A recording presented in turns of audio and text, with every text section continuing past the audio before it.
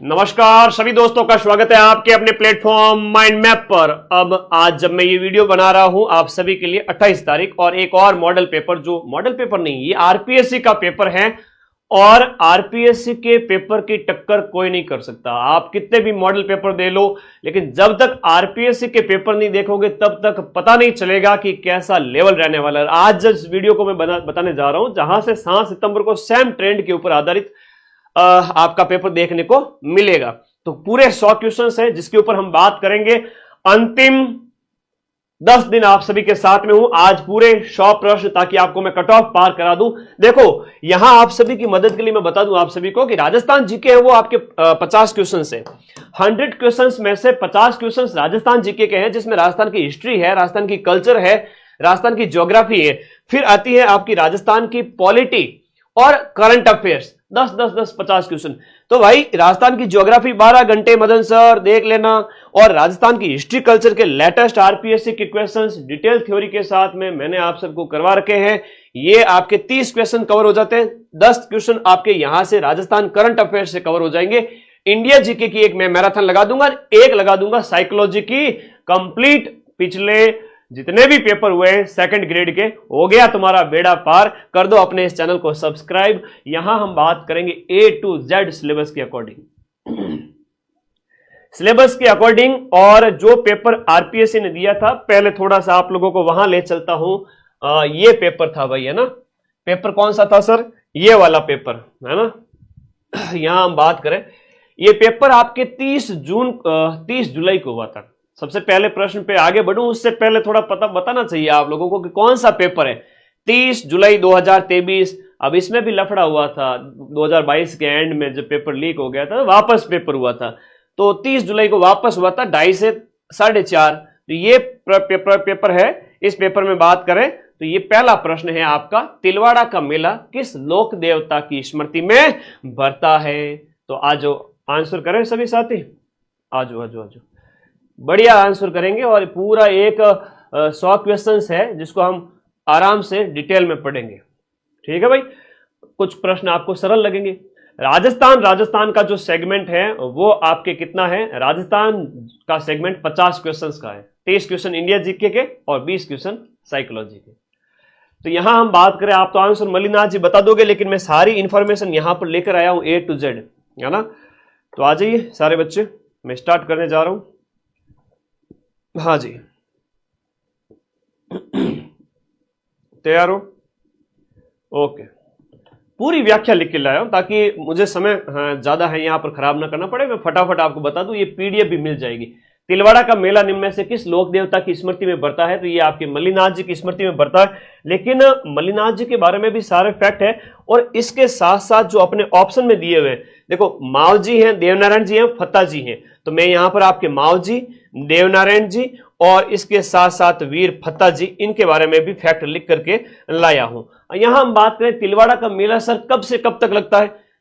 तिलवाड़ा मेले की अगर हम बात करें तो जो तिलवाड़ा जो मेला है वो आपके चैत्र मास के कृष्ण पक्ष की 11 से शुक्ल पक्ष की 11 तक ये लगता है आपका, है ना। ये बढ़िया प्रश्न याद रखना, वेरी इंपॉर्टेंट है। हाँ ओके। फिर माव जी को कहते हैं वागड़ का धनी, और माव जी हैं वो आपके डूंगरपुर में, जो बात करें नवा टापरा जो स्थान है वहां पर उनका स्थान है। देवनारायण जी हैं वो आपके गुर्जर जाति के आराध्य, और भाद्रपद शुक्ल सप्तमी को मेला भरता है। वीर फत्ता जी आपके सातों गांव जालोर के। फत्ता जी को कहते हैं प्रकृति प्रेमी देवता। क्या कहते हैं? प्रकृति प्रेमी देवता। तो जो आपके नेचर लवर है वो कौन है? आपके फत्ता जी है। आगे देखिए, सातों गांव जालोर के। तो इसके ऑप्शन में से नए प्रश्न बनेंगे, चिंता मत करना। ये 30 जुलाई 2023 का पेपर है। अगला प्रश्न, बीकानेर के निकट जो समराथल धोरा है ना, उसको किसने अपना कर्मस्थल बनाया था? तो जाम्बोजी भगवान ने बनाया था। गोगाजी, पाबूजी और धनाजी, और इसके साथ साथ हम जाम्बोजी सबकी बात करेंगे। ये सीरीज आज से चालू नहीं हुई, इस सीरीज के 2 पेपर करवा चुका हूं, 2 बाकी है, जिसमें से आज एक और दिया, एक आगे परसों करवा दूंगा। टोटल 4 पेपर हो गए। एक आध कोई और बचा रहेगा तो वो भी करा दूंगा। 500-600 प्रश्न का मैंने वादा किया था। इसके अलावा इंडिया जीके, राजस्थान जीके करवा चुका हूं, करंट अफेयर्स करवा चुका हूं। तो सेकंड ग्रेड वालों का तो बेड़ा पार है। तो भाई यहां हम बात करें, सबसे पहले इनकी बात करें तो 1485 ईस्वी में बिश्नोई जो है आपका पंथ इन्होंने चलाया था, और 29 नियम वगैरह। फिर गोगा जी के बारे में बात करिए, पाबू जी। तो गोगा जी हैं, वो कई बार पूछ लेते हैं कि जाति से क्या थे, तो गोगा जी चौहान थे, ठीक है। इनका धुरमेड़ी और शीर्षमेड़ी याद रखना, सी से शीर्षमेड़ी चूरू हो गया, धुरमेड़ी है तो नोहर हनुमानगढ़ हो गया। पाबू जी का जो प्रश्न है फलोदी जिले में आता है, इनका कोलू जो मंदिर है वो फलोदी जिले के अंदर आता है, याद रखिएगा। ऊंट रक्षक देवता के रूप में पूजे जाते हैं, ऊंटों के रक्षक देवता के रूप में। एक पाबू प्रकाश का भी कई बार प्रश्न आ जाता है, आसिया मोड़ जी इसके लेखक है, तो ये आपको याद रखना है, ओके। और धन्ना जी महाराज की बात करें तो ये रामानंद के शिष्य थे, रामानंद के और भी बहुत सारे शिष्य थे, उनमें आपके धन्ना जी भी थे। इनका धुवन गांव जो टोंक वाला है, इनका जो है आपका जन्म स्थान है, याद रखना। रामानंद जी उत्तर भारत में भक्ति आंदोलन के प्रचारक थे, रामानुज के चेले थे, याद रखना है, ठीक है। गलता को जिन्होंने तीर्थ बनाया था, जिसे उत्तर तोताद्री भी कहा जाता है। गलता स्थान आपके जयपुर में है, और जिसे मंकी वैली वहीं पर स्थित है, और इसे उत्तर तोताद्री कहते हैं। दक्षिण भारत के अंदर तोताद्री स्थान था रामानुज से संबंधित, और रामानुज के चेले रामानंद जी आ गए थे उत्तर भारत में, ठीक है। आगे देखो, कौन सा मंदिर है वो आपके मंदिर स्थापत्य कला की जो है मारू गुर्जर शैली। अब मंदिर निर्माण की शैलियां अगर हम बात करें 11वीं शताब्दी के आसपास की, उनमें जो समिदेश्वर मंदिर है उसके बारे में पूछा गया प्रश्न है कि समिदेश्वर मंदिर के बारे में। किराडू आउवा का कामेश्वर मंदिर और नागदा का जो सांस बहु का मंदिर है, इससे भी वापस नया प्रश्न बन सकता है। पहले हम समिदेश्वर मंदिर की बात करें तो इस समिदेश्वर मंदिर को आपका त्रिभुवन नारायण मंदिर भी कहते हैं, चित्तौड़गढ़ दुर्ग में स्थित है, भगवान शिव को समर्पित है। 11वीं शताब्दी के अंदर परमार राजा भोज इसको बनाते हैं, लेकिन मोकल जो मेवाड़ के महाराणा है वो इसका जीर्णोद्धार करवाते हैं। किराडू का जो सोमेश्वर मंदिर है, यहां हम बात करें राजस्थान का जो खजुराहो कहलाता है, कई बार प्रश्न पूछ लिया जाता है, तो ये आप लोगों को याद रखना है। अब किराडू वाला है तो गुर्जर प्रतिहार है या सोलंकी शैली, ठीक है, ये याद रखना है। इसके अंदर टोटल 5 मंदिर हैं, उनमें आपके भगवान विष्णु को समर्पित एक मंदिर भी है, और भगवान शिव के 3 मंदिर हैं। तो राजस्थान का खजुराहो वाला ये प्रश्न थोड़ा ज्यादा पूछा जाता है। तो आरपीएससी का कोई भी पेपर हो उसमें थोड़ा लेवल टफ रखा जाता है। अभी देख लो पिछले 6 महीने के अंदर अधीनस्थ बोर्ड का लेवल लो है और आरपीएससी का लेवल बड़ा तगड़ा पैटर्न है, ठीक है। हाँ, यूं हड़के में पटवारी जैसा पेपर 2nd ग्रेड में नहीं आएगा, अच्छे लेवल का पेपर आएगा। हाँ जी, तो ये याद रखना है। फिर आउवा का जो कामेश्वर मंदिर है ये ऑप्शन में था, इससे नया प्रश्न बने तो ध्यान रखना, पाली के आउवा में है। और कामेश्वर है तो शिव जी के अनेक नाम हैं, जिसमें रामेश्वर, कामेश्वर अनेक नाम होते हैं, तो भगवान शिव के ऊपर आधारित होते हैं वो। तो ये भगवान शिव का मंदिर है, 11वीं शताब्दी का है, और ये आपके आउवा के ठाकुर कुशाल सिंह जी ने जो संघर्ष किया था उसका एक प्रतीक है। नागदा का जो सांस बहु मंदिर जो कि उदयपुर में स्थित है, जिसे सहस्त्र बहु मंदिर कहते हैं, नागदा में स्थित है सांस बहु मंदिर, है ना, सहस्त्र बहु मंदिर, सांस बहु मंदिर, नागदा उदयपुर के अंदर स्थित है। समर्पित किसको है तो ये भगवान विष्णु को समर्पित है, इतना इसमें याद रखना है। बाकी जो एडिशनल इंफॉर्मेशन है ये पीडीएफ में आप सभी को मैं टेलीग्राम ग्रुप में भेजता हूं, जहां पर आप इसको पढ़ते रहना। निहाल चंद का संबंध है तो किशनगढ़ शैली से है। निहाल चंद एक राजस्थान की चित्र शैली से अच्छा प्रश्न पूछा जाएगा, याद रखिए, पिछला पेपर है, इसी से नए नए प्रश्न बनेंगे, ध्यान रखना इस बात को, ठीक है। हाँ जी, निहाल चंद की हम बात करें तो नागरीदास, है ना, सावंत सिंह या नागरीदास के समय में उनके दरबारी चित्रकार थे, बड़ी ठणी का चित्र बनाया था। और डुंडार शैली भी साथ में लिखी हुई है।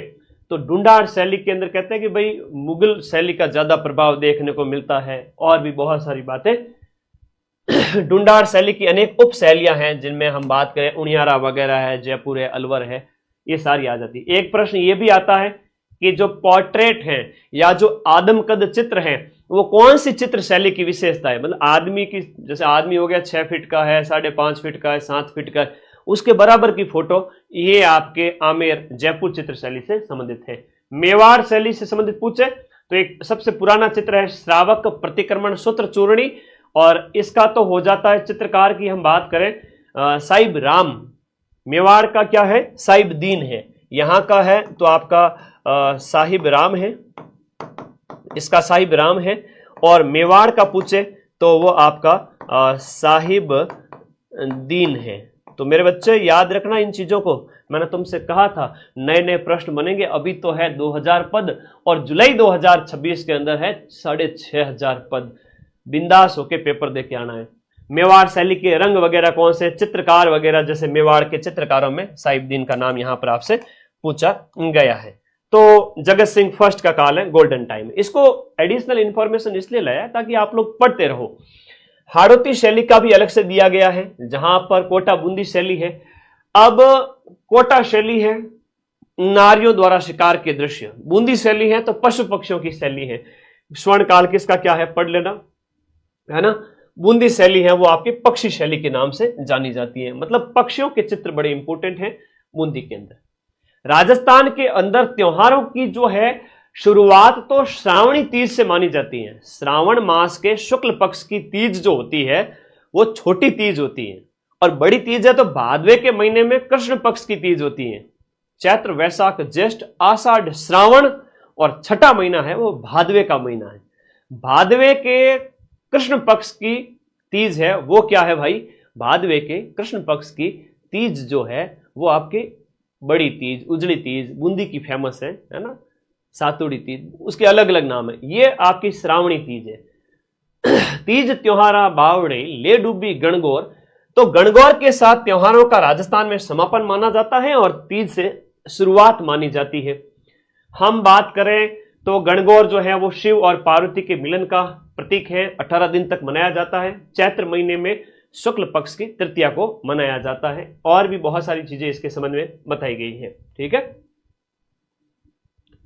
हाँ जी। एक सिरोही का सियावा गांव में आदिवासी समुदाय द्वारा गणगौर का मेला, गुलाबी गणगौर आपके नाथ द्वारा की जो चैत महीने के शुक्ल पक्ष की पंचम को मनाया जाता है, गुलाबी गणगौर है। एक बिना ईसर की है तो आपके जैसलमेर की हो गई, और भी बहुत सारे प्रश्न है इसके अंदर।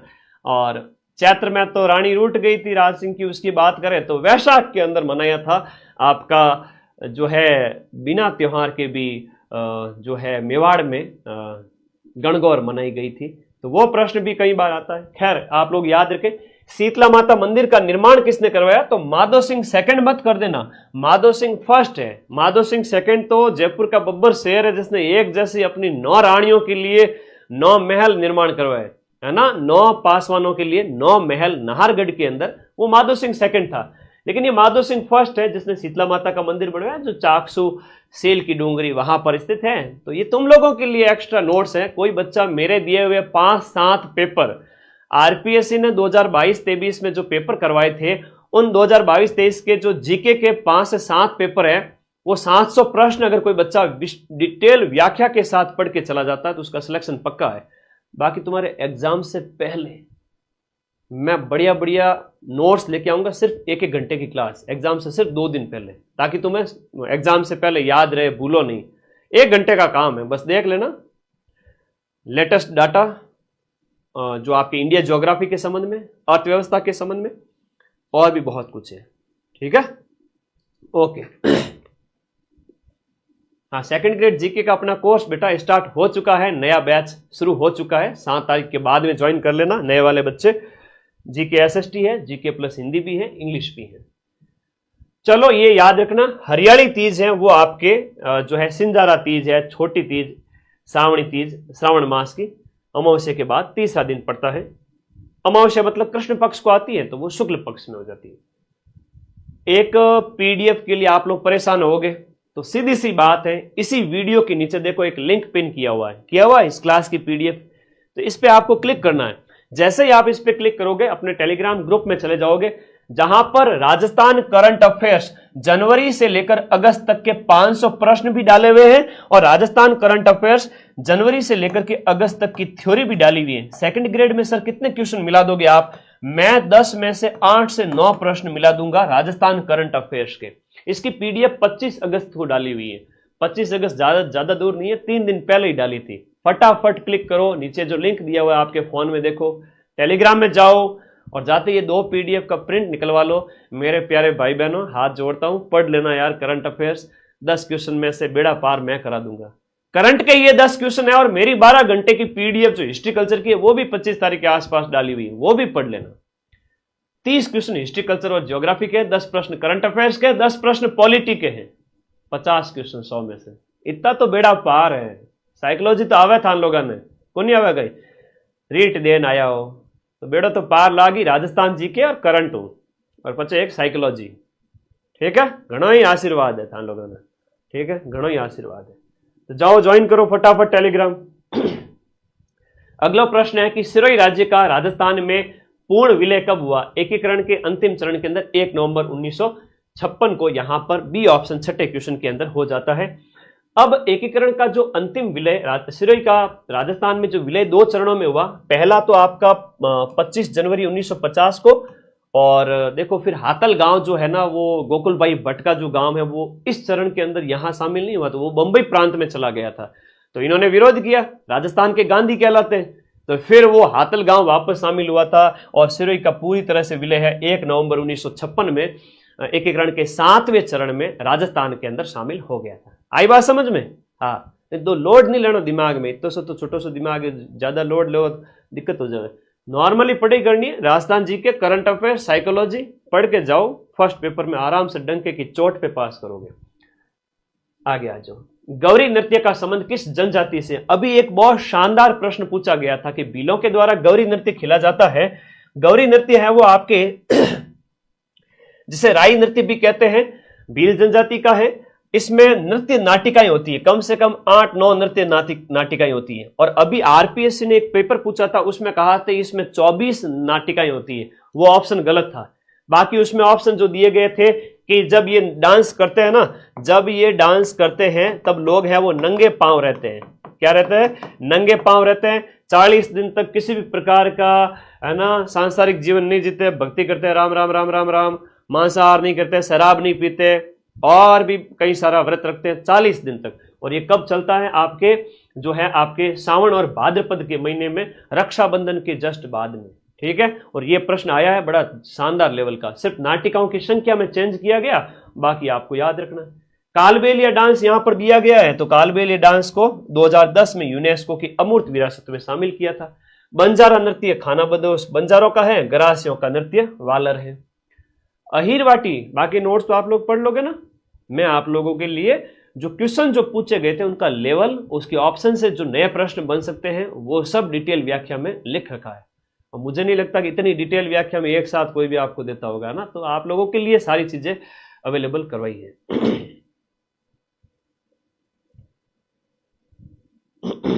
आजो आजो, पिछले काफी टाइम के ये आरपीएससी के जो प्रश्न है काम के हैं। साइकोलॉजी में क्लास 2-3 दिन में लगाने वाला हूं, अपने गुरुजी की क्लास आएगी एक, वो आप देख लेना। 301 प्रश्न होंगे, पढ़ लेना। लास्ट 2nd ग्रेड के पेपर है सारे व्याख्या के साथ में। यूं पढ़े तो हैं आप लोगों के पास, लेकिन पढ़ाने वाला टीचर भी तो होना चाहिए, तो हम लगा देंगे। अहिरवाटी बोली राजस्थान के किस क्षेत्र में बोली जाती है? मेवात क्षेत्र के अंदर आपके जो राजस्थान में अलवर, भरतपुर, डीग, खैरतल, तिजारा है ना, जिसका नाम ब्रतरी नगर हो गया है, उससे संबंधित है। तो अहिरवाटी, जिसे हीरवाल भी कहा जाता है, वो आपके अलवर जिले के बहरोड, बहरोड हालांकि कोटपुतली बहरोड हो गया नया जिला, वहां बोली जाती है। किस संविधान संशोधन के द्वारा राजस्थान में राज्य प्रमुख के पद को समाप्त कर दिया गया? इंपॉर्टेंट प्रश्न है। टोटल 5वां, 6ठा, 7वां और 8वां, 5वां, 6ठा, 7वां और 8वां पूछा गया है। तो जो 7वां कॉन्स्टिट्यूशनल अमेंडमेंट है उसके थ्रू 7वें संविधान संशोधन के द्वारा, जहां पर आपका पहले राज्य प्रमुख कहा जाता था उसको राज्यपाल कहा जाने लगा। और ऑप्शन में 5, 6 और 8 भी है। अब तुम लोग कहोगे सर इन तीनों के बारे में भी बताओ, तो देखो समय का तो अभाव है, इसलिए सारे मैं लिख करके लाया हूं, इसको बढ़िया पढ़ लेना तुम लोग बैठ के। 7वां संविधान संशोधन यहां पर दिया गया है, 1956 में है। यहां पर इसमें राज प्रमुख की जगह क्या कर दिया गया था? आपके राज्यपाल पद का सृजन कर दिया गया था। तो राज प्रमुख, उप राज प्रमुख ये सब हटा दिए गए थे। और 5वां संविधान संशोधन है वो आपके भारतीय संविधान में अनुच्छेद 3 में संशोधन से संबंधित है, जिसमें संसद किसी राज्य की सीमा में क्या कर सकता है? चेंज कर सकता है। 5वां। 6ठा कहता है कॉन्स्टिट्यूशनल अमेंडमेंट, जो कि ऑप्शन में था। तो ये 1956 में पारित हुआ। इसका उद्देश्य था अंतर राज्य परिषदों की स्थापना करना। एक और है ऑप्शन के अंदर 8वां संविधान संशोधन अधिनियम। इसमें क्या हुआ था कि शेड्यूल कास्ट और शेड्यूल ट्राइब के लिए सीटों की संख्या को बढ़ाना था। तो 8वां भी बता दिया, 6वां भी बता दिया, 5वां भी बता दिया, 7वां भी बता दिया। 7वां अपना आंसर था जिसमें राज्यपाल का पद सृजित किया गया था। और ऑप्शन में से ये 4 पढ़ के चले जाना। अगर डिटेल व्याख्या के साथ ये पढ़ के चले जाए कोई बच्चा, कुछ भी नहीं पढ़ा है आज तक, तो भी 100 में से 50-60 सही कर लेगा। मेरी करंट की पीडीएफ पढ़ ले, मेरी हिस्ट्री कल्चर की क्लास देख ले, आराम से 50 से 70 क्वेश्चन सही कर सकता है। अब देखो भाई। हाँ जी, ओके, आगे आ जाओ, अगले प्रश्न की ओर चलते हैं। अगले प्रश्न की ओर बहुत प्यारे प्यारे क्वेश्चन हैं। हाँ जी, अगले प्रश्न की ओर चलते हैं। सेकंड ग्रेड, बहुत बढ़िया बहुत बढ़िया। सेकंड ग्रेड का कोर्स तो बेटा चल ही रहा है शांत। सेकंड ग्रेड के इस बैच के अंदर 2 तरीके से मैं आपको प्रिंटेड नोट्स भी दे रहा हूं, हैंड रिटन नोट्स भी है। दोनों चीजें करवाई जा रही हैं, आप लोग टेंशन लो ही मत।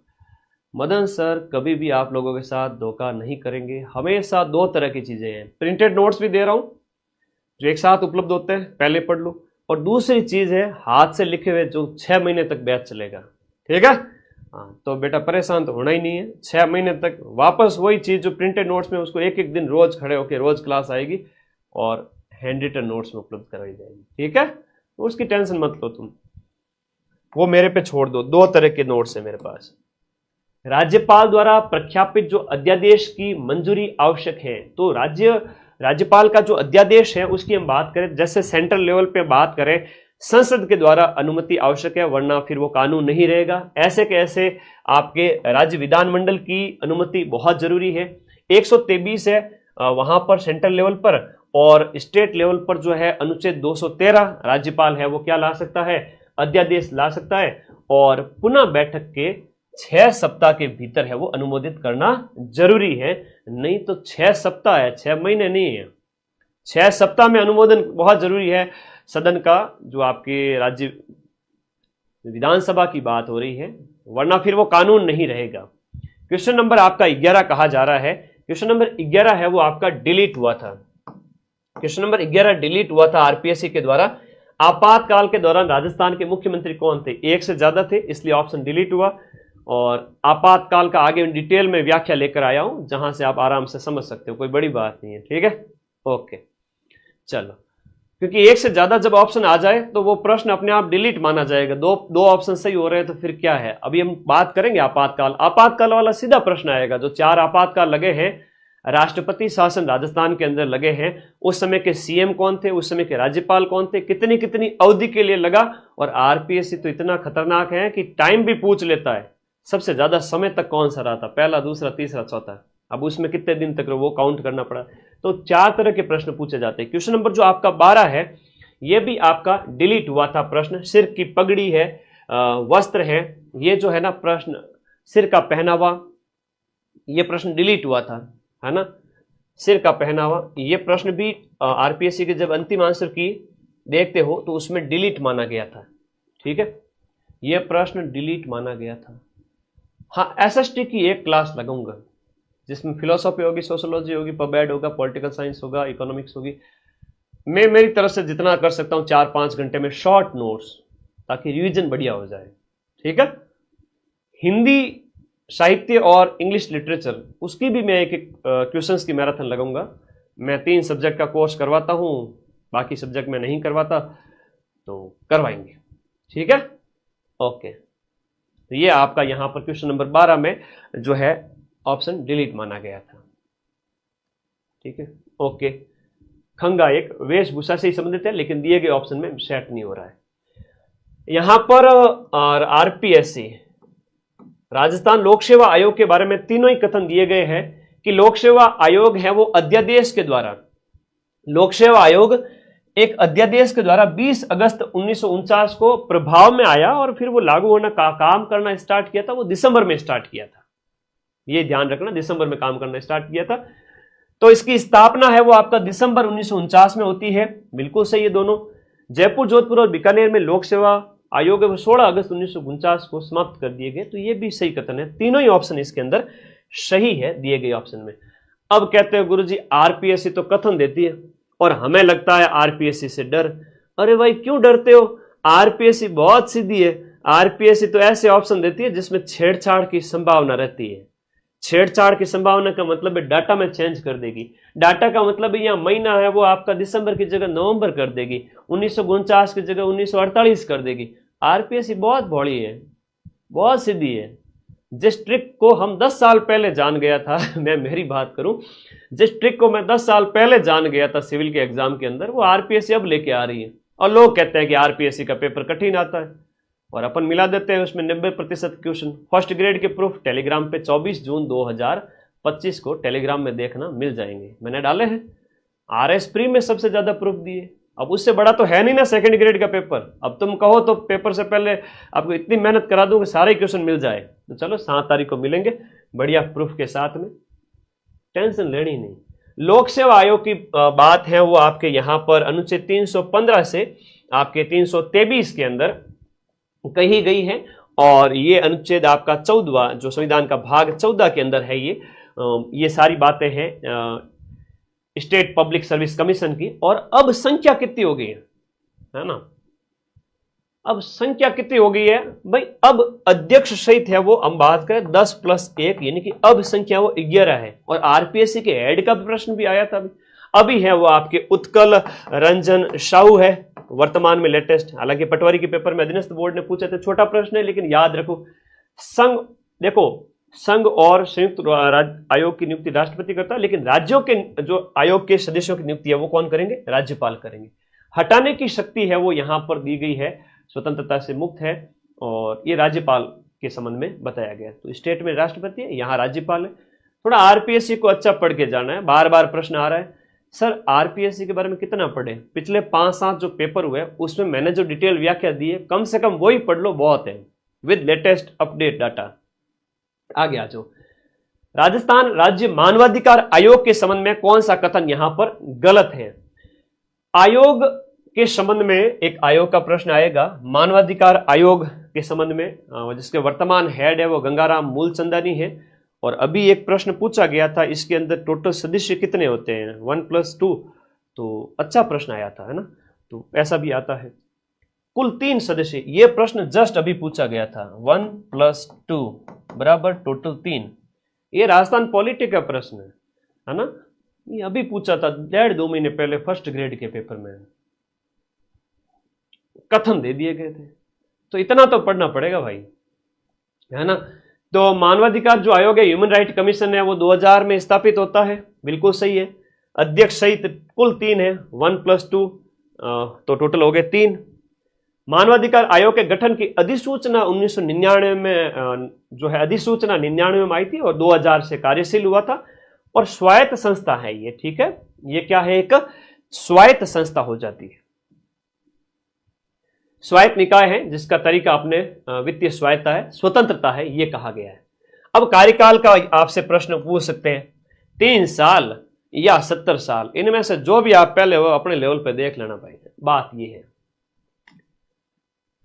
राजस्थान के मुख्य सचिव कौन थे जब भारतीय राष्ट्रीय कांग्रेस दिसंबर 2018 में सत्ता में आई। अब कांग्रेस सत्ता में आई, उस समय पूछ रहा है कि 2018 में जब जो है 18 में कांग्रेस जब सत्ता में आई, अशोक जी सीएम बने थे, तो बोल रहे हैं कि आपके कौन थे, तो इसमें देवेंद्र भूषण गुप्ता थे। तो थोड़ा सोचना पड़ सकता है ऐसे प्रश्न में, थोड़ा याद रखें। डीबी गुप्ता थे। राजस्थान के पहले कौन थे, यह भी कई बार पूछा जाता है। तो पहले जो चीफ सेक्रेटरी थे राधाकृष्णन थे, अभी पटवारी के पेपर में पूछ लिया गया। 45वें वर्तमान कौन है, सुधांश पंत। तो सुधांश पंत। और इनसे पहले उषा शर्मा, पहली महिला पूछे तो क्या बताओगे, मुख्य सचिव। आया है प्रश्न अभी जस्ट 11वीं अनुसूची, प्रश्न 11वीं अनुसूची का पूछ रहा है कि 11वीं अनुसूची जो ग्रामीण स्थानीय निकायों से संबंधित है, ग्रामीण गांव के जो स्थानीय निकाय, उनमें कितने विषय हैं, 29 विषय हैं, और शहर वाले में कितने हैं, 18 विषय हैं। तो ये आपको याद रखना है। और भारतीय संविधान के भाग 9 में अनुच्छेद 243 से लेकर के 243 जो ओ है वहां तक पंचायतों के प्रावधान है। और अभी बना है वित्त आयोग, 243 आई और 243 वाई ग्रामीण और नगरीय, इसके लिए आपका जो वित्त आयोग की बात कही गई है और अभी बना है आपका कौन सा वित्त आयोग, 7वां, किसकी अध्यक्षता में बना है। मैंने शॉर्ट वीडियो अपलोड किया है, रोजाना सुबह 10 बजे एक शॉर्ट वीडियो आता है मेरा, है ना। किसकी अध्यक्षता में बना है बताओ, ये अच्छे प्रश्न पूछे जाते हैं। तो ये आपका 11वीं अनुसूची याद रखना है। डिटेल व्याख्या है, थोड़ा मैं फास्ट चलूंगा, व्याख्या आप आराम से पढ़ लेना, मैं मेन बात बता के आगे बढ़ूंगा वरना टाइम लग जाएगा। 1-1.5 घंटे का सेशन होगा। राष्ट्रपति शासन कब लागू किया गया राजस्थान के अंदर, तो राजस्थान के अंदर जो राष्ट्रपति शासन की बात करें 67, उसके बाद 10 साल का गैप लो, 77, 80 और फिर 12 साल का गैप। अब ये राष्ट्रपति शासन से सीधा सीधा प्रश्न आपकी 7 तारीख को पूछा जाएगा, सीधा सीधा पूछा जाएगा, ठीक है। हाँ, अरुण चतुर्वेदी जी है 7वें वित्त आयोग के अध्यक्ष, अरुण चतुर्वेदी, बोलो मेरे साथ साथ, अरुण चतुर्वेदी 7वां वित्त आयोग अभी गठित हुआ 2025 से 30 के लिए। अब राजस्थान के अंदर जो राष्ट्रपति शासन है उसके संबंध में कहा गया है कि पहला अवसर जब आया है जब आपके देखो ये एक खतरनाक प्रश्न पूछा गया था, मुझे याद है कि वो पेपर था, आई थिंक प्रोफेसर का पेपर था, प्रोफेसर के पेपर में पूछ लिया था कि भाई दिन पूछ लिए 13 मार्च से 26 अप्रैल, अब यहां दिन काउंट करो, 17 दिन और 26 दिन, 17 और 26 से लगभग अकाउंट करो। तो पहला जो राजस्थान के अंदर जो पहला राष्ट्रपति शासन लगा था वो कितने दिन के लिए लगा था, इस तरह से प्रश्न पूछा था। राज्यपाल संपूर्णानंद जो है, राज्यपाल संपूर्णानंद थे और उसके बाद साथ साथ सरदार हुकुम सिंह भी थे, वो भी चेंज हो गए थे।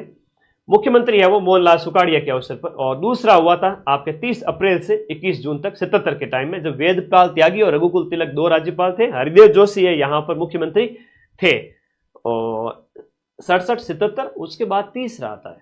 बहुत अच्छा प्रश्न है, पेपर पास करने का तरीका बता रहा हूं कि यहीं से प्रश्न बनेंगे। तीसरा अवसर जब आपके 17 फरवरी 80 से 5 जून 80 तक लगा था, रघुकुल तिलक और भैरव सिंह जी थे। अब यहां पर चौथा जो है वो आपका राष्ट्रपति शासन लगता है 15 दिसंबर से आपका 15 दिसंबर 92, ये सबसे लंबा देखो, 15 दिसंबर 92 से 2 दिसंबर 93, 1 साल तक। और बाकी वाले में आप देखो ये फरवरी से जून 80 है, ये आपके अप्रैल से जून है, ये सेम ईयर है, लेकिन सबसे ज्यादा अवधि के लिए पूछा जाए तो ये चौथा जो है आपका जो राष्ट्रपति शासन अनुच्छेद 356 के तहत, जिसमें कई सारे राज्यपाल चेंज हुए, लेकिन मुख्यमंत्री आपके भैरव सिंह जी थे, यहां पर भी भैरव सिंह जी है, ठीक है, ये से याद रखना। तो ये ध्यान रखना, ये बाबरी मस्जिद वाली घटना की उसके संबंध में। अभी सेंट्रल लेवल पे बात करें तो कुछ महीने पहले मणिपुर में भी लगा था, ठीक है, तो वो राष्ट्रीय करंट अफेयर्स में भी आता है। राजस्थान में राष्ट्रीय आपातकाल सर्वाधिक काल कौन सा था, ये पूछा गया था प्रश्न, तो सर्वाधिक बेटा चौथा था, ठीक है, 92 वाला, बाबरी मस्जिद के टाइम में, बाबरी मस्जिद विवाद हुआ था उस समय। क्वेश्चन नंबर आपके 18 पूछा जा रहा है, ध्यान से देखिएगा। राजस्थान विधानसभा के लिए जो पहला आम चुनाव हुआ था उसमें कांग्रेस को पहले नंबर पर बढ़त मिली थी, क्योंकि उसमें कांग्रेस ही थी। तो जिस राजनीतिक दल को सर्वाधिक स्थान मिले थे राजस्थान के अंदर दूसरे नंबर पर आफ्टर कांग्रेस, वो था राम राज्य परिषद। तो राम राज्य परिषद की बात करें तो पहले समय जो विधानसभा चुनाव हुआ था राजस्थान के अंदर 1952 से 1957, राजस्थान की पहली विधानसभा, बताओ राजस्थान की,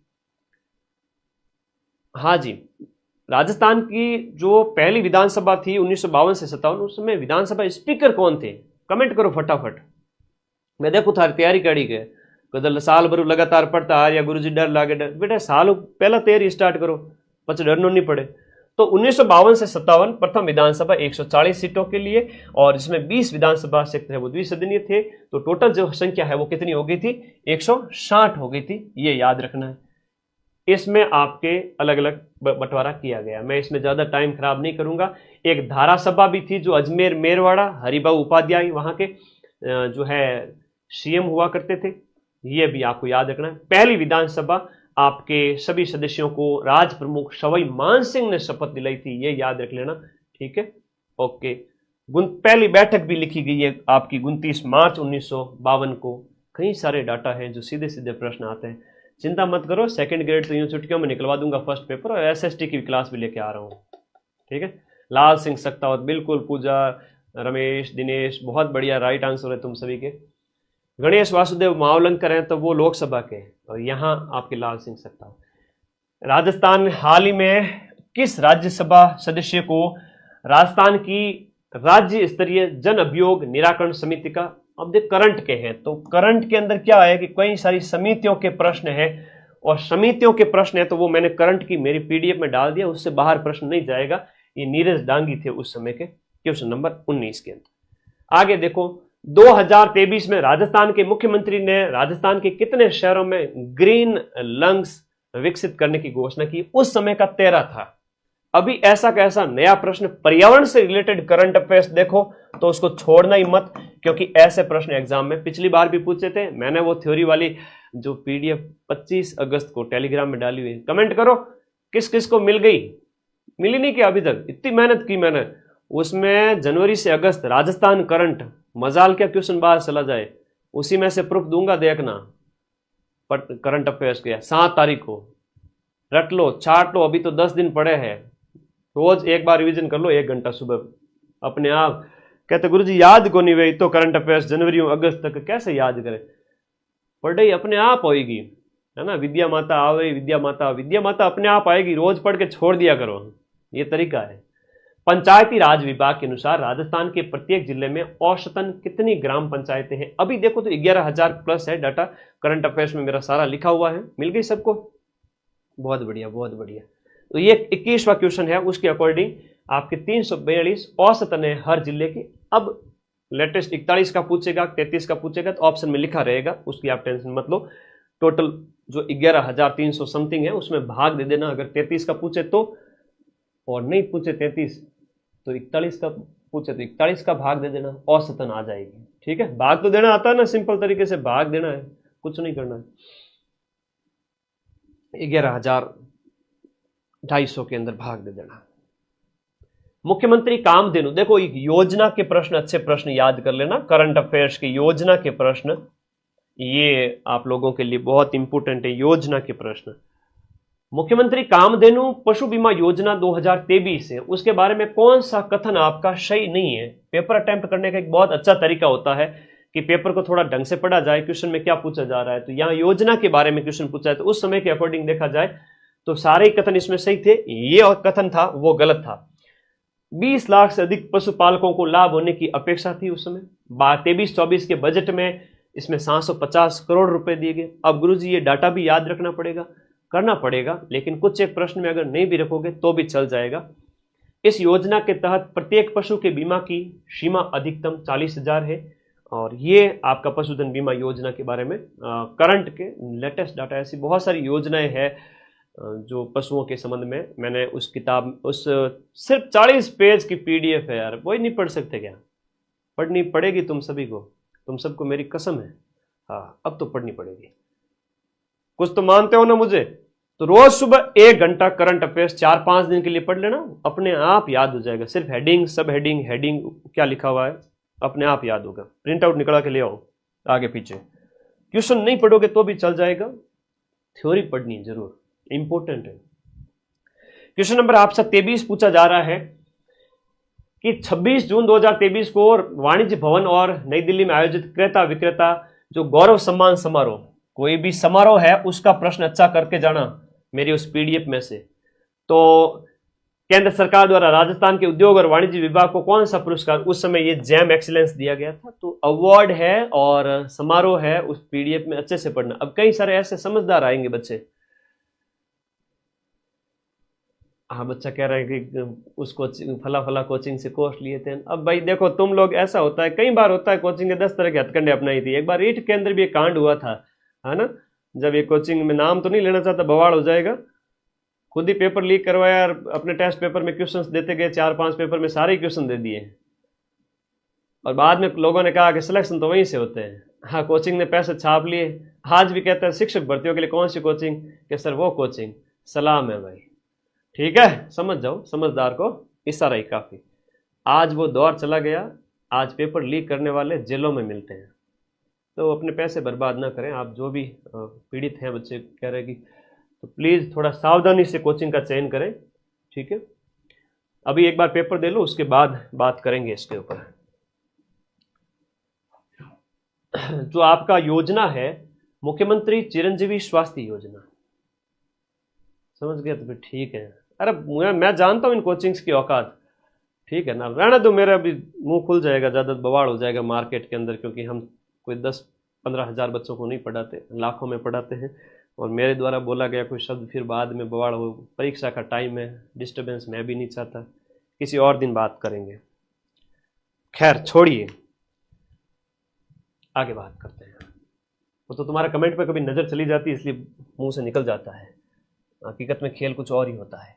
गलत कथन कौन सा है? देखो एक योजना जरूर पूछी जाए सी, है ना, एक दो मतलब सीधे पशुओं से संबंधित, मनुष्य मानव से संबंधित होगी, बहुत सारी चीजें हैं, याद रख लेना इनके बारे में। चिरंजीवी स्वास्थ्य बीमा योजना उस समय की थी और अभी लेटेस्ट जो चल रही है, यह प्रश्न उस समय डिलीट हुआ था क्योंकि डाटा में कुछ मिसमैच था, इस वजह से ये प्रश्न है वो आपका डिलीट हुआ था। चिरंजीवी स्वास्थ्य योजना लेटेस्ट में आप तो याद रखना। चिरंजीवी जो योजना है वो, जिसे अब मुख्यमंत्री, देखो अब ये याद रखना कि 2025 के अंदर मुख्यमंत्री आयुष्मान योजना के नाम से जाना जाता है, इसका नाम परिवर्तन कर दिया गया है, नाम परिवर्तन कर दिया गया है, ध्यान रखना, नाम चेंज हो चुका है। राजस्थान के निवासियों को सार्वजनिक स्वास्थ्य कवरेज प्रदान करने के लिए 1 मई 2021 को यूनिवर्सल हेल्थ कवरेज, है ना, 21 में स्टार्ट हुई थी। 25 लाख रुपए तक का कैशलेस इलाज है, 25 लाख रुपए तक का कैशलेस इलाज है। और सरकारी स्वास्थ्य बीमा योजना के तहत अस्पताल में भर्ती होना, सर्जरी, सब जांचें वगैरह कवर है। तो ये अभी नाम चेंज हुआ है, ये इंपॉर्टेंट है ना। नया प्रश्न इसमें से बन सकता है, वापस से बन सकता है, ध्यान रख लेना। एक प्रश्न आपके स्पोर्ट्स पर्सन से जरूर आएगा, और जो मेरी पीडीएफ तुम लोग पढ़ो,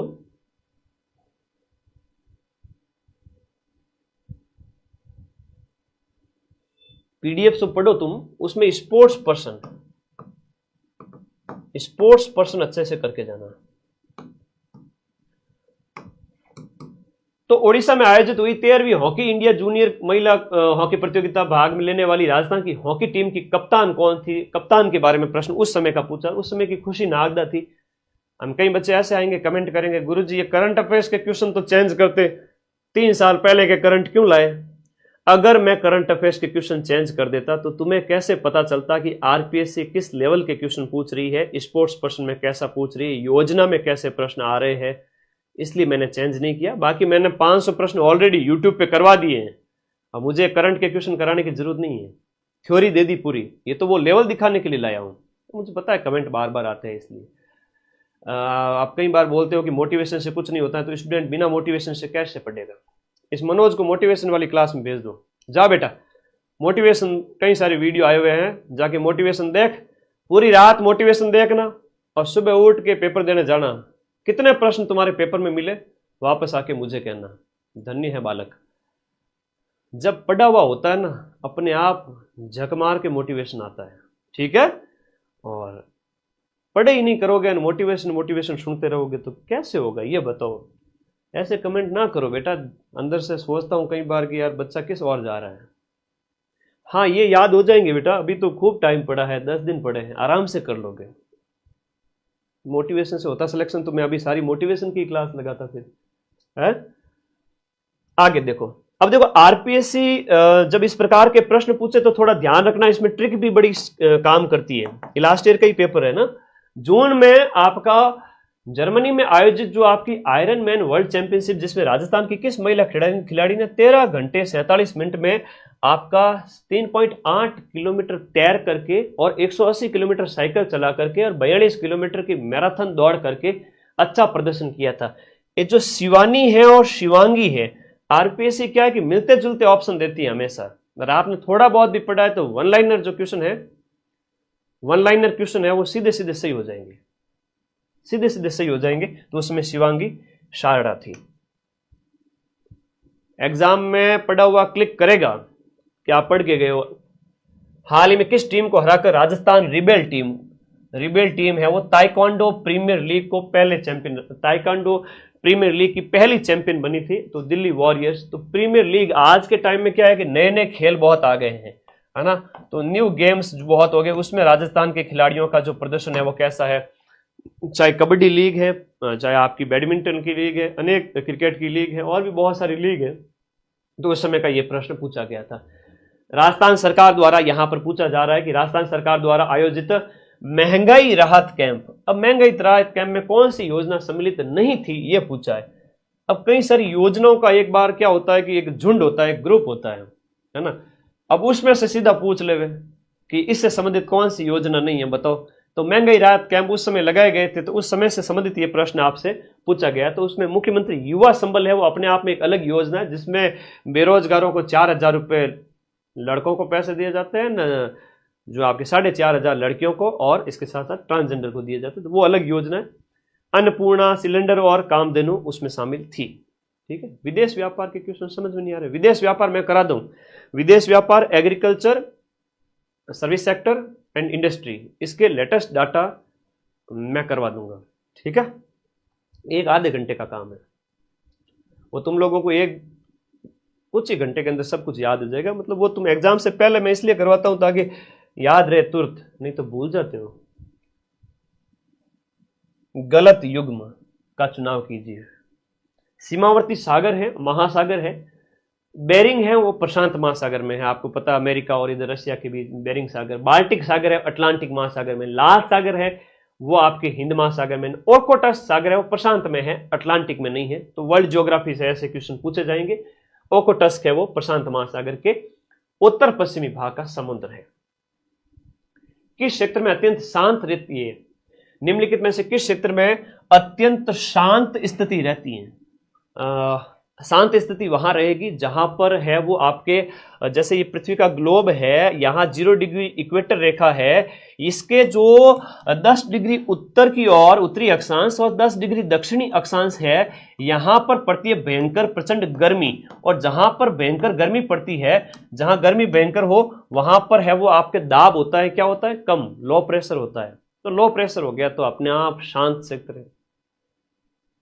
ठीक है, क्योंकि हवाएं high pressure to low pressure, जो आपकी हाई प्रेशर से लो प्रेशर चलती है, ये क्षेत्र है वो शांत क्षेत्र कहलाता है आपका। 30 में एक ऑप्शन यहां पर सही हो जाता है, 30 में 1 नंबर। अगला देखो, इसमें क्या होता है, यहां पर सीधी किरणें पड़ती है, उच्च तापमान रहता है और दाब है वो कम होता है। ताप ज्यादा तो दाब क्या हो रहेगा, कम है। ये ऑपोजिट रिलेशन होता है तापमान और एयर प्रेशर के बीच में। मानसून को भी इसी से समझाया था, तो ये ठीक है। हाँ जी, जीके का भी और पेपर करूंगा, चिंता मत करो। विश्व ओजोन दिवस है, हर साल 16 सितंबर को मनाया जाता है। ओजोन डे है वो आपकी कई पर्यावरणीय समस्याएं आपके सिलेबस में दे रखा है, तो मैं कुछ एक्स्ट्रा ऐसी चीजें लिख के ला रहा हूं। मेरे दिमाग में खुरापाती आइडिया आ रहा है। तुम्हारे एग्जाम से 2 से 3 दिन पहले मैं इकोनॉमिक्स, विदेश व्यापार, इन सब के अंदर इकोनॉमिक्स, जो विदेश व्यापार उद्योग वगैरह, वो इकोनॉमिक्स वाला जो पार्ट है या विदेश नीति वाले जो पार्ट है, उसमें सीधे सीधे जो क्वेश्चन आते हैं, मैं वन लाइनर ऐसी चीजें तैयार करना चाहता हूँ जो पेपर में आ जाए। ठीक है, तो तुम कहोगे गुरुजी आपने तो 1 दिन पहले ही कराया, पेपर में आ गया। वो याद रहे इसलिए करवाता हूँ, बाकी साल भर पहले करवा फिर याद नहीं रहता आपको। तो ये ओजोन दिवस है, इसकी शुरुआत 1994 में। 32वां क्वेश्चन, पिछले पेपर को देखते हुए कैसे क्वेश्चन पेपर में आएंगे, ऐसा प्रश्न आएगा। क्या पूछेंगे, निम्नलिखित देशों का सही अवरोही क्रम। यहां पर आपसे जो है, जो विश्व भूगोल है, जिसमें महाद्वीप जनसंख्या के अनुसार और क्षेत्रफल के अनुसार महाद्वीप भी है, तो वो प्रश्न भी आएगा, देशों वाला भी है। तो अब इस दिए गए में से पहले बांग्लादेश की जनसंख्या सबसे ज्यादा है ना। यहां पूछा गया है कि उनकी अवरोही क्रम, मतलब ज्यादा से कम की ओर। बांग्लादेश आप सबको पता है नदी के मुहाने पर स्थित है, आपकी इधर ब्रह्मपुत्र भी है, इधर आपकी गंगा नदी भी है, तो यहाँ खूब जनसंख्या होती है। तो सीधे पहले नंबर पे आएगा आपका बांग्लादेश है, उसके बाद में जापान आएगा, उसके बाद मिस्र आएगा, फिर यूनाइटेड किंगडम आएगा। तो 32 के अंदर आपका आंसर हो जाएगा 2। 32 के अंदर आंसर 2 हो जाएगा। विश्व के शीर्ष देश वगैरह ये भी याद रखना है, भारत, चीन, अमेरिका, इंडोनेशिया, पाकिस्तान, ये जनसंख्या के हिसाब से टॉप देश है। ठीक है,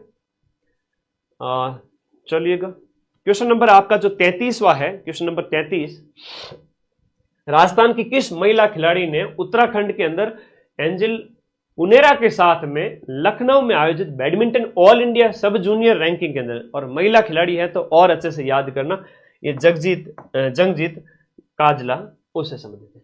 हिमालय की सबसे पश्चिमी चोटी कौन सी है? अब देखो ये क्या है कि हिमालय की जब हम बात करते हैं ना, सीधी सी बात है, ये तो है और नंगो है। नंगा मतलब मारवाड़ी में क्या कि नहीं क्या, नागो है, बदमाश है। और बदमाश कौन है? गुरुजी पाकिस्तान है। और पाकिस्तान नंगा है, वैसे भी भुखमरी से पीड़ित भी है, वो नंगा भी है, और बेईमान है, नंगा भी है। और इधर है नामचा बरवा, जो आपका सबसे पूर्वी भाग है। तो इधर हो गया आपका नामचा बरवा। तो नामचा इधर हो गया और नंगा उधर हो गया। सबसे पश्चिमी हिमालय की सबसे पश्चिमी चोटी पूछा जा रहा है। क्वेश्चन नंबर आपका जो 34 है, एक सेकेंड। निम्नलिखित में से हिमालय की सबसे पश्चिमी चोटी, अब पश्चिम ये तो पूर्व में है, सॉरी है ना, ये पूर्व वाला भाग है, ये पश्चिम वाला भाग है। अब पूर्व और पश्चिम कह रहा है कि सबसे पश्चिम की ओर कौन सी है? तो देखो गौरी शंकर, मकालू, नामचा बरवा है, धौलागिरी। नामचा बरवा तो आ जाएगी आपके सबसे पूर्व में है, कह रहे हैं सबसे पश्चिम की ओर। तो आगे बढ़ोगे तो ये तो प्रश्न थोड़ा सोचने का है, तब इसमें आप आगे जाओगे तो जो आपके जो ऑप्शन निकल करके आया क्वेश्चन नंबर जो आपका 34 है कि धौलागिरी है ना, धौलागिरी।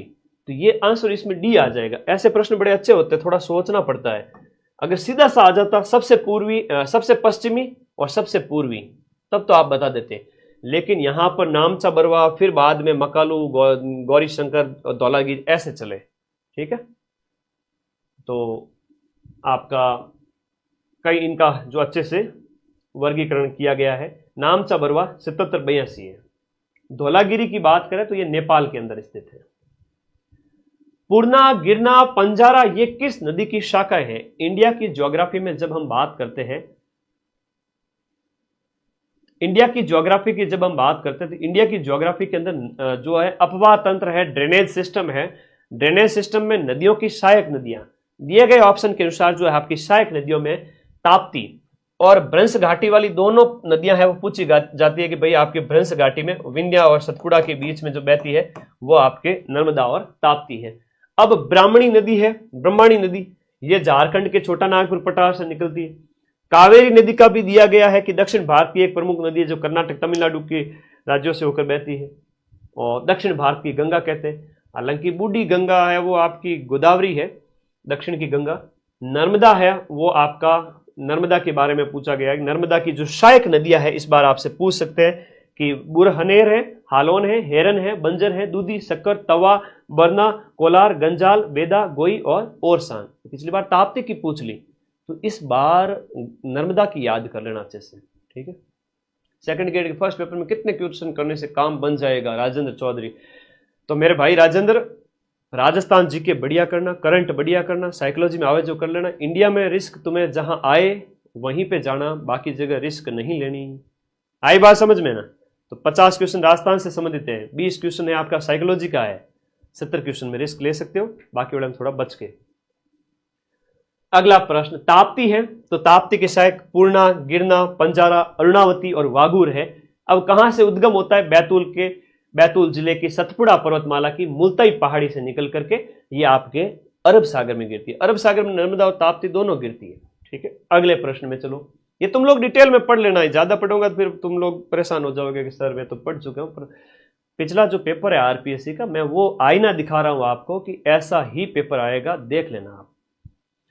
तेंदु है, पलास है, बेल है और खैर है, ये शुष्क पर्णपाती जो है वृक्ष के उदाहरण है। इनके आद्र पर्णपाती में सर कौन से आते हैं? देखो आद्र में तो आपका साल, शीशम, महुआ, अर्जुन आता है। शुष्क में आपका तेंदुपलास आ जाता है। उष्ण कटिबंधीय कांटों वालों में खेजड़ी, बबूल, सब जानो, बावड़िया वगैरह। ठीक है, और पर्वतीय वनों में अभी पटवारी के पेपर में प्रश्न पूछा था। क्या पूछा था सर? यह पूछा था कि जो आपका पर्वतीय है या जो अल्पाइन वनस्पति जिसको कहते हैं अल्पाइन वनस्पति, जो पहाड़ों में ऊंचाई पे पाई जाती है, उसमें जो ऑप्शन आया था वो आया था पाइन, देवदार, चीड़, देवदारू, बर्च, ये सब पर्वतीय वनस्पति के उदाहरण। अभी पटवारी में पूछा था, ध्यान को नहीं, एक एक पेपर देखो को नहीं, कहीं पूछा था कि नहीं पूछा था ये बताओ। तो छोटी कॉमन चीजें हैं, हालांकि वो तो एक सरल प्रश्न था कि ये कहाँ पाई जाती है। पाइन है, चीड़ है, स्प्रूस है, देवदार है, पहाड़ों में पाई जाती है। पढ़ाई से जिसको प्यार है ना वो आराम से सिलेक्शन लेके जाएगा, और जिसको सिर्फ प्यार है कई चीजों से हो सकता है, कई चीजों से हो सकता है ना, जो तुम समझ रहे हो वो नहीं, उससे अलावा और भी कई कुछ हो सकता है। टाइम वेस्ट करता रहता है, करती रहती है हत्या में और भी बातों में, तो वो फिर नुकसानदायक है। पढ़ाई जो करता है ना सुबह शाम, वो आराम से पेपर निकाल लेगा। इडुक्की नदी की बात करें, इडुक्की परियोजना आपके केरल की परियोजना है। इडुक्की परियोजना केरल की है और ये पेरियार नदी पर है। कौन सी नदी पर है? पेरियार नदी पर है। पिछली बार पूछा गया प्रश्न है। और इस नदी पर इडुक्की और एक आपका चेरुथोनी, चेरुथोनी भी है और कुलिमाऊ भी है। देखो मैं मेरे घर से पेपर नहीं लाया हूं, ये कोई मॉडल पेपर नहीं है, ये पेपर आरपीएससी ने बनाए हैं। तीसरा पेपर सॉल्यूशन करा रहा हूं 2022-23 का, चौथा 2 दिन बाद में करूंगा, पांचवा भी करूंगा 31 तारीख से पहले पहले। ये 500 प्रश्न व्याख्या के साथ अगर कोई मेरे भाई बहन पढ़ के चले जाते हैं और मेरी हिस्ट्री कल्चर की और ज्योग्राफी की पीडीएफ और करंट पढ़ के चले जाते हैं, बेड़ा पार है। इडुक्की है वो आपका एशिया का पहला और दुनिया का दूसरा सबसे ऊंचा मेहराबदार बांध है, जो डिजाइन वाला।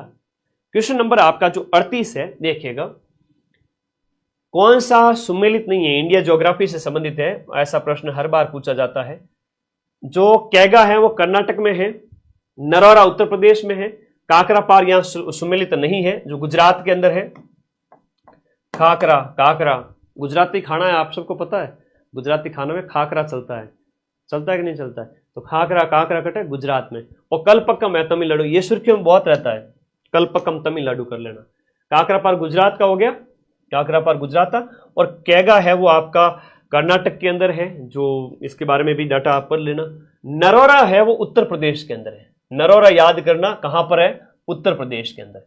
कलपक्कम पूछे तो ये आपका जो है इसमें तमिलनाडु में स्थित है, याद रखना तमिलनाडु में कलपक्कम है, रसिया के सहयोग से। ठीक है, ऐसे कितने बच्चे हैं जिन्होंने करंट अफेयर्स अभी तक नहीं पढ़ा? कोई नहीं, लास्ट में पढ़ा जाता है। पर प्लीज हाथ जोड़ के निवेदन है तुम सभी भाई बहनों से कि टेलीग्राम ग्रुप में चले जाओ और वो पीडीएफ पढ़ लेना और 12 घंटे की हिस्ट्री कल्चर और ज्योग्राफी पढ़ लेना। या 500 प्रश्न है पिछले 5 पेपर, इससे ज्यादा नहीं पढ़ोगे तो भी चल जाएगा। तुम्हारे पिछले काफी महीनों के जो नोट्स हैं, जो पढ़ा है उस पर भरोसा रखना और ये बहुत हेल्प करेंगे। मैं बार बार इसलिए बोलता हूं कि तुम थोड़ा सुधरो कि हाँ सर ये इंपॉर्टेंट चीज है। ये एक इंपॉर्टेंट डाटा है जो एग्जाम से 2-3 दिन पहले ऐसे इंपॉर्टेंट डाटा की मैं पूरी छोटी छोटी क्लास लगाऊंगा। अप्रैल नवंबर 2022 के दौरान निम्न में से कौन से 3 देश है वो आपके शीर्ष निर्यात गंतव्य रहे भारत के लिए? इंडिया के लिए जो एक्सपोर्ट, यानी हमारे यहां से जिन्होंने माल मंगवाया है, एक्सपोर्ट के गंतव्य कौन से स्थान रहे थे? तो उस समय के हैं यूएसए है, यूएई है, संयुक्त अरब अमीरात है और नीदरलैंड है।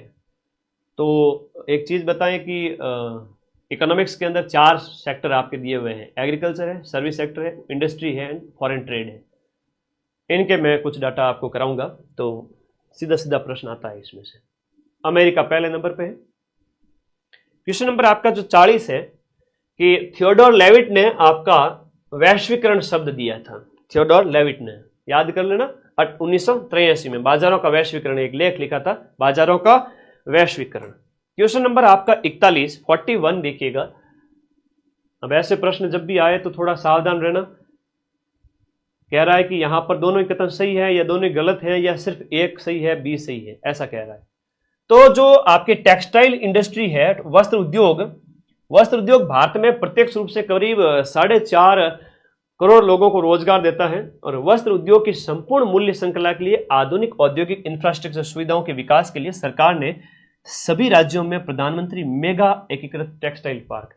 कई बार क्या होता है, आरपीएससी या तो डाटा के साथ छेड़छाड़ करेगी और डाटा अगर सही है ना तो एक देगा ऑप्शन में केवल और एक देगा ऑप्शन में सभी।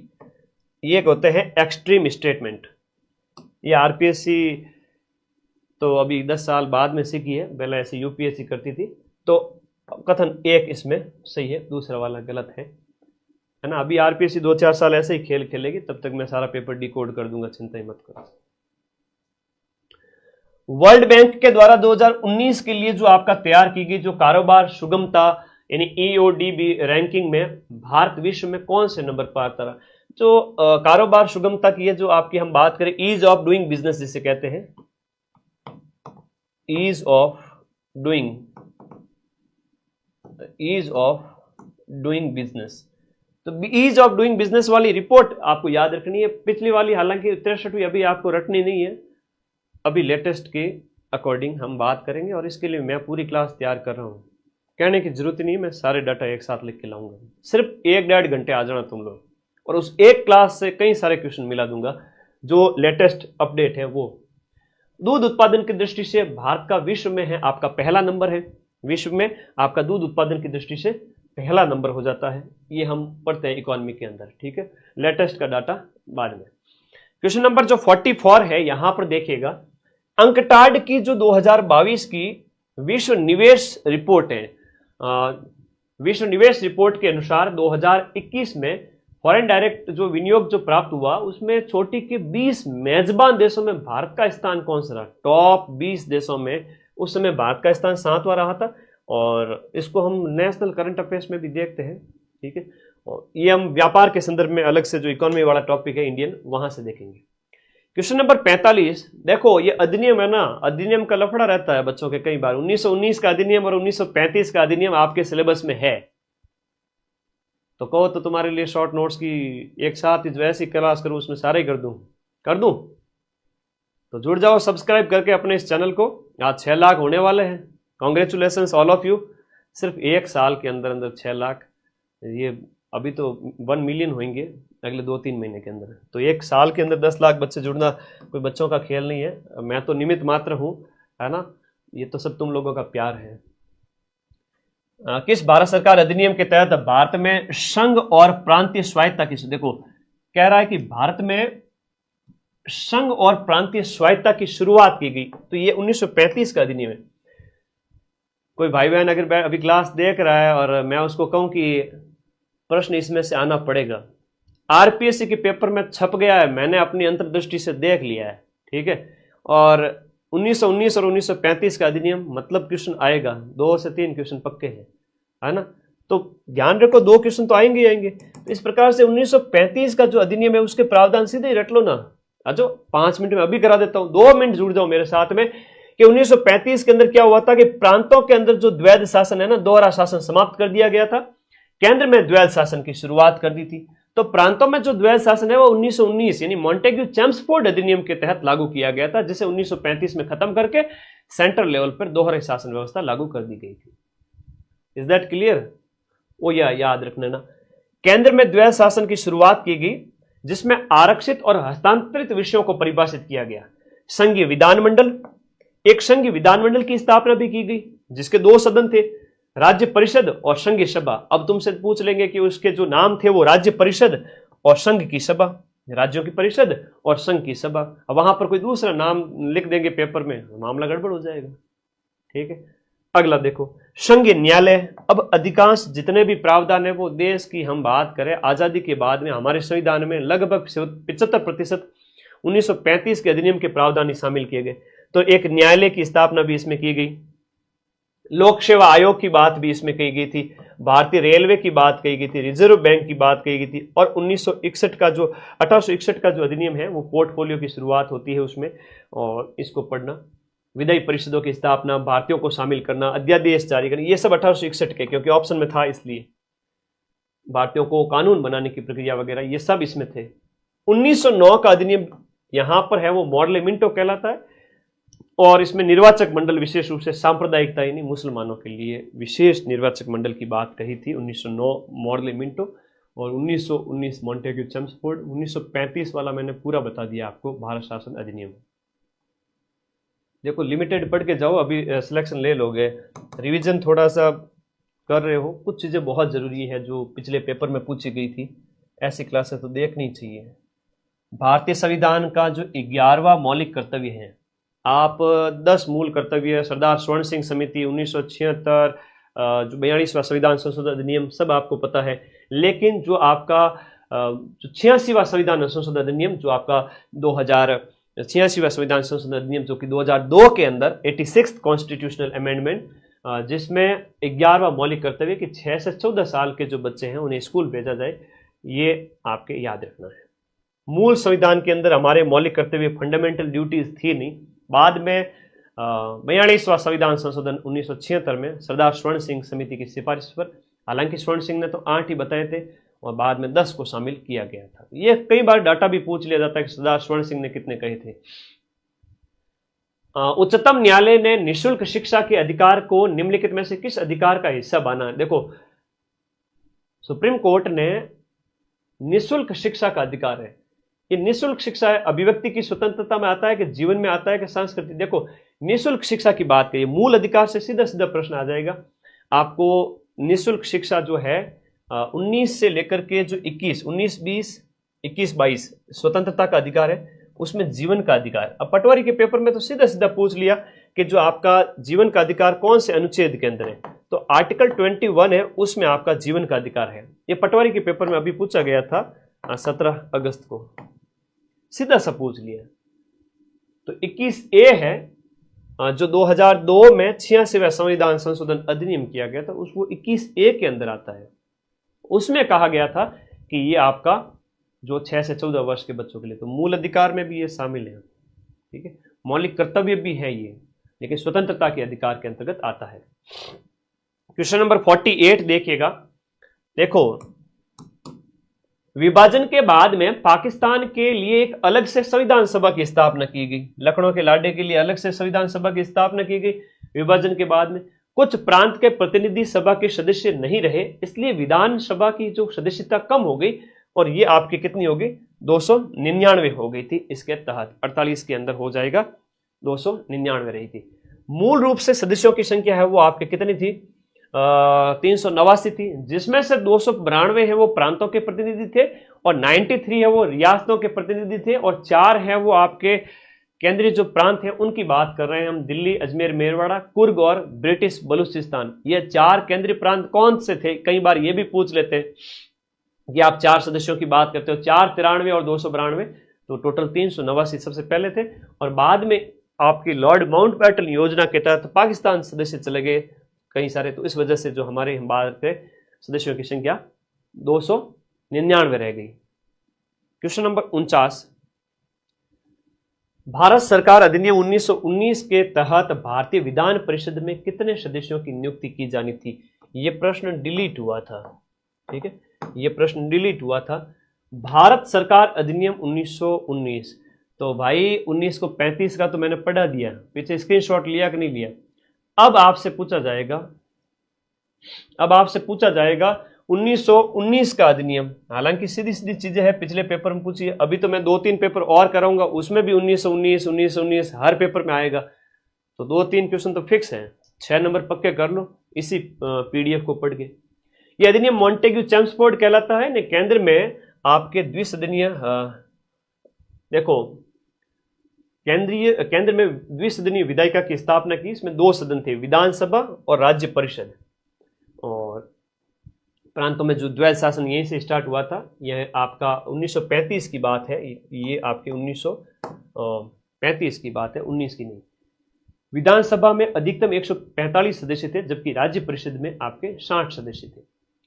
तो प्रांतों के अंदर जो द्वैध शासन है वो 1919 में स्टार्ट हुआ था, केंद्र में आपका 1935 में स्टार्ट हुआ था। सदस्यों की संख्या में आपका 145 और 60 है। विधानसभा में 104 निर्वाचित और मनोनीत 41 थे। तो ये आपको याद रखना है, 145 में से जो आपका 104 निर्वाचित, 41 मनोनीत, ठीक है। अच्छा प्रश्न है, भारतीय संविधान का कौन सा अनुच्छेद अंतर्राष्ट्रीय शांति सुरक्षा की बात करता है? ये DPSP के तहत जो नीति निर्देशक तत्व संविधान के भाग जो 4 के अंदर आपका जो अनुच्छेद जो हम बात करें तो आपका 51, अनुच्छेद 48 है जो वो भी पर्यावरण वगैरह से संबंधित है। अच्छा प्रश्न है, कई बार पूछ लेते हैं इनमें। तो आपके अंतर्राष्ट्रीय शांति सुरक्षा, देशों के बीच संबंध, सम्मान, इनकी बात करता है नीति निर्देशक तत्व 51, 50 से 51 ऐसे याद करो। अगला देखो क्वेश्चन नंबर 51, किसी क्षेत्र को अनुसूचित क्षेत्र घोषित करने की जो शक्ति है वो आपके राष्ट्रपति जी के पास में है। भारत का संविधान 244(1), इंडियन कॉन्स्टिट्यूशन का जो आर्टिकल 244(1), ये आपको याद रखना है कि जिसमें किसी भी क्षेत्र को अनुसूचित क्षेत्र घोषित कर सकते हैं। इस बार अनुच्छेद याद करना राष्ट्रपति की जगह, और ऐसा करने के लिए उन्हें राज्यों के राज्यपाल से परामर्श करना पड़ेगा। 52 के अंदर देखिएगा, यहां पर क्वेश्चन नंबर जो आपका 52 है, निम्नलिखित में से कौन सा विकल्प सही नहीं है। देखो अनुच्छेद डायरेक्ट पूछ लिए हैं कि सामूहिक उत्तरदायित्व है वो आपका लोकसभा के प्रति सामूहिक उत्तरदायित्व पढ़ते हो ना, तो ये 75(3) के अंदर है। 75(1) कहता है मंत्रियों की नियुक्ति, 75(2) कहता है व्यक्तिगत जिम्मेदारी, और 75(5) है वो मंत्री की पद की शपथ नहीं है। तो ये आपका ऑप्शन गलत हो जाता है। 75(5) के अंदर मंत्रियों के क्या है, वेतन और भत्ते हैं, ये याद रखना। और 75(4) यहाँ ऑप्शन में था नहीं, 1 2 3 4, मैंने चौथा यहाँ लिखा है मंत्रियों की पद की शपथ। शपथ वेतन भत्ते 4 5 में है, और 1 2 3 में है। 1 में नियुक्ति, 2 में जिम्मेदारी, 3 में उत्तरदायित्व। 75 1 2 3 4 5 चारों ही बता दिए। इसमें से नया प्रश्न बने तो गलती मत कर देना, याद हो जाएगा ना, देख लेना बस 2-4 बार, क्योंकि पिछले पेपर है भाई, रिस्क मत लेना, आराम से क्वेश्चन आएंगे। यहां देखिएगा कौन सा विकल्प यहां पर सही नहीं है। कार्यपालिका से न्यायपालिका का पृथक्करण है वो अनुच्छेद 50 के अंतर्गत है। समान नागरिक संहिता ये नीति निर्देशक तत्व के अनुच्छेद 44 में है। और प्रबंधन में श्रमिकों की भागीदारी अनुच्छेद 42(1) के अंदर नहीं है, ये कथन गलत है।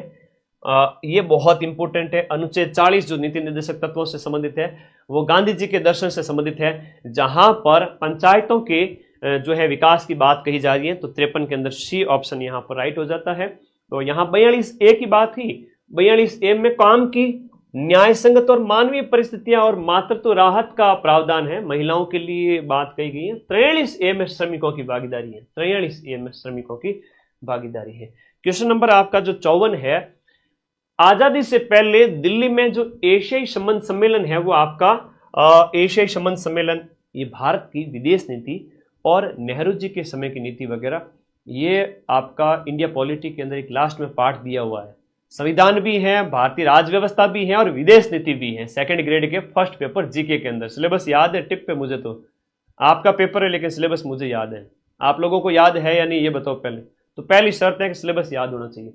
तो 23 मार्च 1947 को एशियाई संबंध सम्मेलन आयोजित हुआ था, जो आपके 23 मार्च से 2 अप्रैल तक चला था। इसमें आपके विश्व मामलों परिषद ने इसका जो आयोजन किया था, नेहरू ने इस सम्मेलन की अध्यक्षता की थी और सरोजनी नायडू ने भी सम्मेलन की अध्यक्षता की थी। उद्देश्य यह था कि एशियाई देशों के बीच सांस्कृतिक, बौद्धिक और सामाजिक आदान प्रदान करना था। ठीक है, तो क्वेश्चन नंबर 55 की ओर चलते हैं।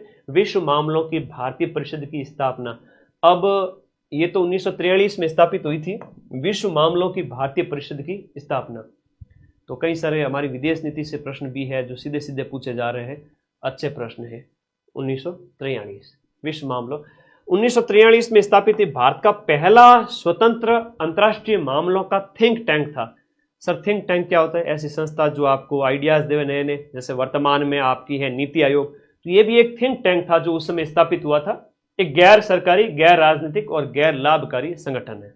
जैसे अपन नीति आयोग की बात करते हैं वैसे इस तरीके से। तो इसका 2001 में इसको राष्ट्रीय महत्व का संस्थान घोषित कर दिया, मुख्यालय दिल्ली में ही रखा गया था। ठीक है, ओके। अगला क्वेश्चन नंबर जो आपका 56 है उसको देखिएगा। शीत युद्धोत्तर विश्व में किसने सभ्यताओं के टकराव का विचार दिया था? Samuel P Huntington. तो विदेश नीति के अंतर्गत शीत युद्ध के बाद में सभ्यताओं के टकराव की बात कही गई है। शीत युद्ध के बाद 1990s के बाद की, आज से 30 साल पहले की बात है। सैमुअल हंटिंगटन ने सभ्यता टकराव शब्द दिया था। तो 1993 में उन्होंने एक लेख लिखा था और उसमें इस शब्द का इस्तेमाल कहा था। परंपरागत सेना हारती है यदि वह नहीं जीतती है, गुरिल्ला जीतता है यदि वह हारता नहीं है। तो ये हेनरी किसिंगर का कथन था।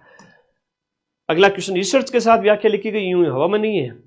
यहां देखिएगा, बड़ी रिसर्च लगी तब जाके व्याख्या तैयार होती है, बहुत सारी मेहनत लगती है। देखो यहां पर राजनीतिक दलों के बारे में बताया गया है कि AIDMK है, BJD है और INLD है, आपके SP, ये आपका यहां पर AIADMK। तो यहां पर जो क्वेश्चन नंबर 57 है, A के सामने हो जाएगा 2, A के सामने हो जाएगा आपका 2 1972 और B के सामने हो जाएगा BJD, बीजू जनता दल, ये हो गया आपका 1997 और C यानी कि INLD ये हो गया 1999 और लास्ट वाला समाजवादी पार्टी 1992। तो सी ऑप्शन इसके अंदर सही है। निम्नलिखित में से, हाँ जी, अगला देखिएगा, कुछ प्रश्न कठिन आएंगे, आपको घबराना नहीं है, आपको छोड़ के आना है, 5वां गोला भर के आना है। 100 में से 80, 85, 80, 85 अपनी क्षमता के अनुसार ओबीसी जनरल वाले बच्चे, विशेष रूप से बॉयज, लखनऊ के लाडे, वो अपना अच्छे से परफॉर्म करें। गर्ल्स हैं तो वो 2-4 क्वेश्चन और कम कर सकती है। अदर कैटेगरी जो ईडब्ल्यूएस, एमबीसी, एससी, एसटी वाले हैं तो वो तो 75, 70 के आसपास, 75 के आसपास, 70 के आसपास अटेम्प्ट कर सकते हैं। पेपर का लेवल यही रहेगा कि आपकी कैटेगरी के अकॉर्डिंग है, वो आपको थोड़ा सा सेफ चलना पड़ेगा। जनरल वालों की उनकी थोड़ी ज़्यादा रहती है कट ऑफ, तो थोड़ा ज़्यादा क्वेश्चन अटेम्प्ट करने पड़ेंगे दोनों पेपर के अंदर, ठीक है। 500 में से ज़्यादा स्कोर करना है ना आपको। हाँ, चलो, निम्नलिखित में से कौन सा विकल्प यहां पर सही नहीं है? सभी को एक जैसे अटेम्प्ट नहीं करना है, जितना आ रहा है उस हिसाब से। एक्यूरेसी थोड़ी अच्छी रखना, ऐसा नहीं कि 100 सर मैं 90 अटेम्प्ट करके बढ़िया स्कोर कर लूंगा, नहीं, आप 80 अटेम्प्ट करके और उसमें आपने एक्यूरेसी अच्छी रखी, 10-15 गलत हो गए तो चलेगा। और एक बच्चा जो 90 अटेम्प्ट करके आया, 30-35 गलत करके आ गया, वो पीछे रहेगा। निम्न में से कौन सा विकल्प आपका सही नहीं है? Communist party, Indian national Congress, Bharatiya Janata party, ये सी ऑप्शन इसमें यहां पर जो है सही नहीं है। मनोविज्ञान के क्वेश्चन है, मैंने सर को बोल दिया है 300 क्वेश्चन तैयार हो गए हैं। According to second grade syllabus हम इसको बहुत जल्द 2 से 3 दिन में आपकी क्लास लगा देंगे। खुश हो सभी साथी, बढ़िया क्लास हो जाएगी, ठीक है। राजस्थान करंट अफेयर्स की A4 साइज के नोट्स भेजे हैं सर जी, प्रश्न हल वाली क्लासेस आगे में से PDF A4 में भेजने की कृपा करें। अरे भाई, मैंने भेज दी है 25 अगस्त, टेलीग्राम ग्रुप में जाओ तो सही, नोट्स भी भेजे, क्वेश्चंस भी भेजे। क्वेश्चन नंबर जो आपका 59 है, आरपीएससी की के अकॉर्डिंग आंसर बताऊंगा। यहाँ साइकोलॉजी मेरा विषय नहीं है, गुरुजी पढ़ाएंगे 2 दिन बाद में 300 प्रश्न डिटेल व्याख्या के साथ में खोल करके एक आंसर।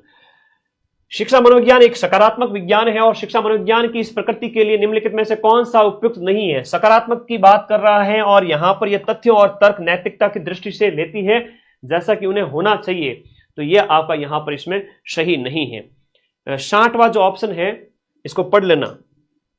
निम्नलिखित में से कौन सा शिक्षा मनोविज्ञान के संदर्भ में आपका कथन सही नहीं है?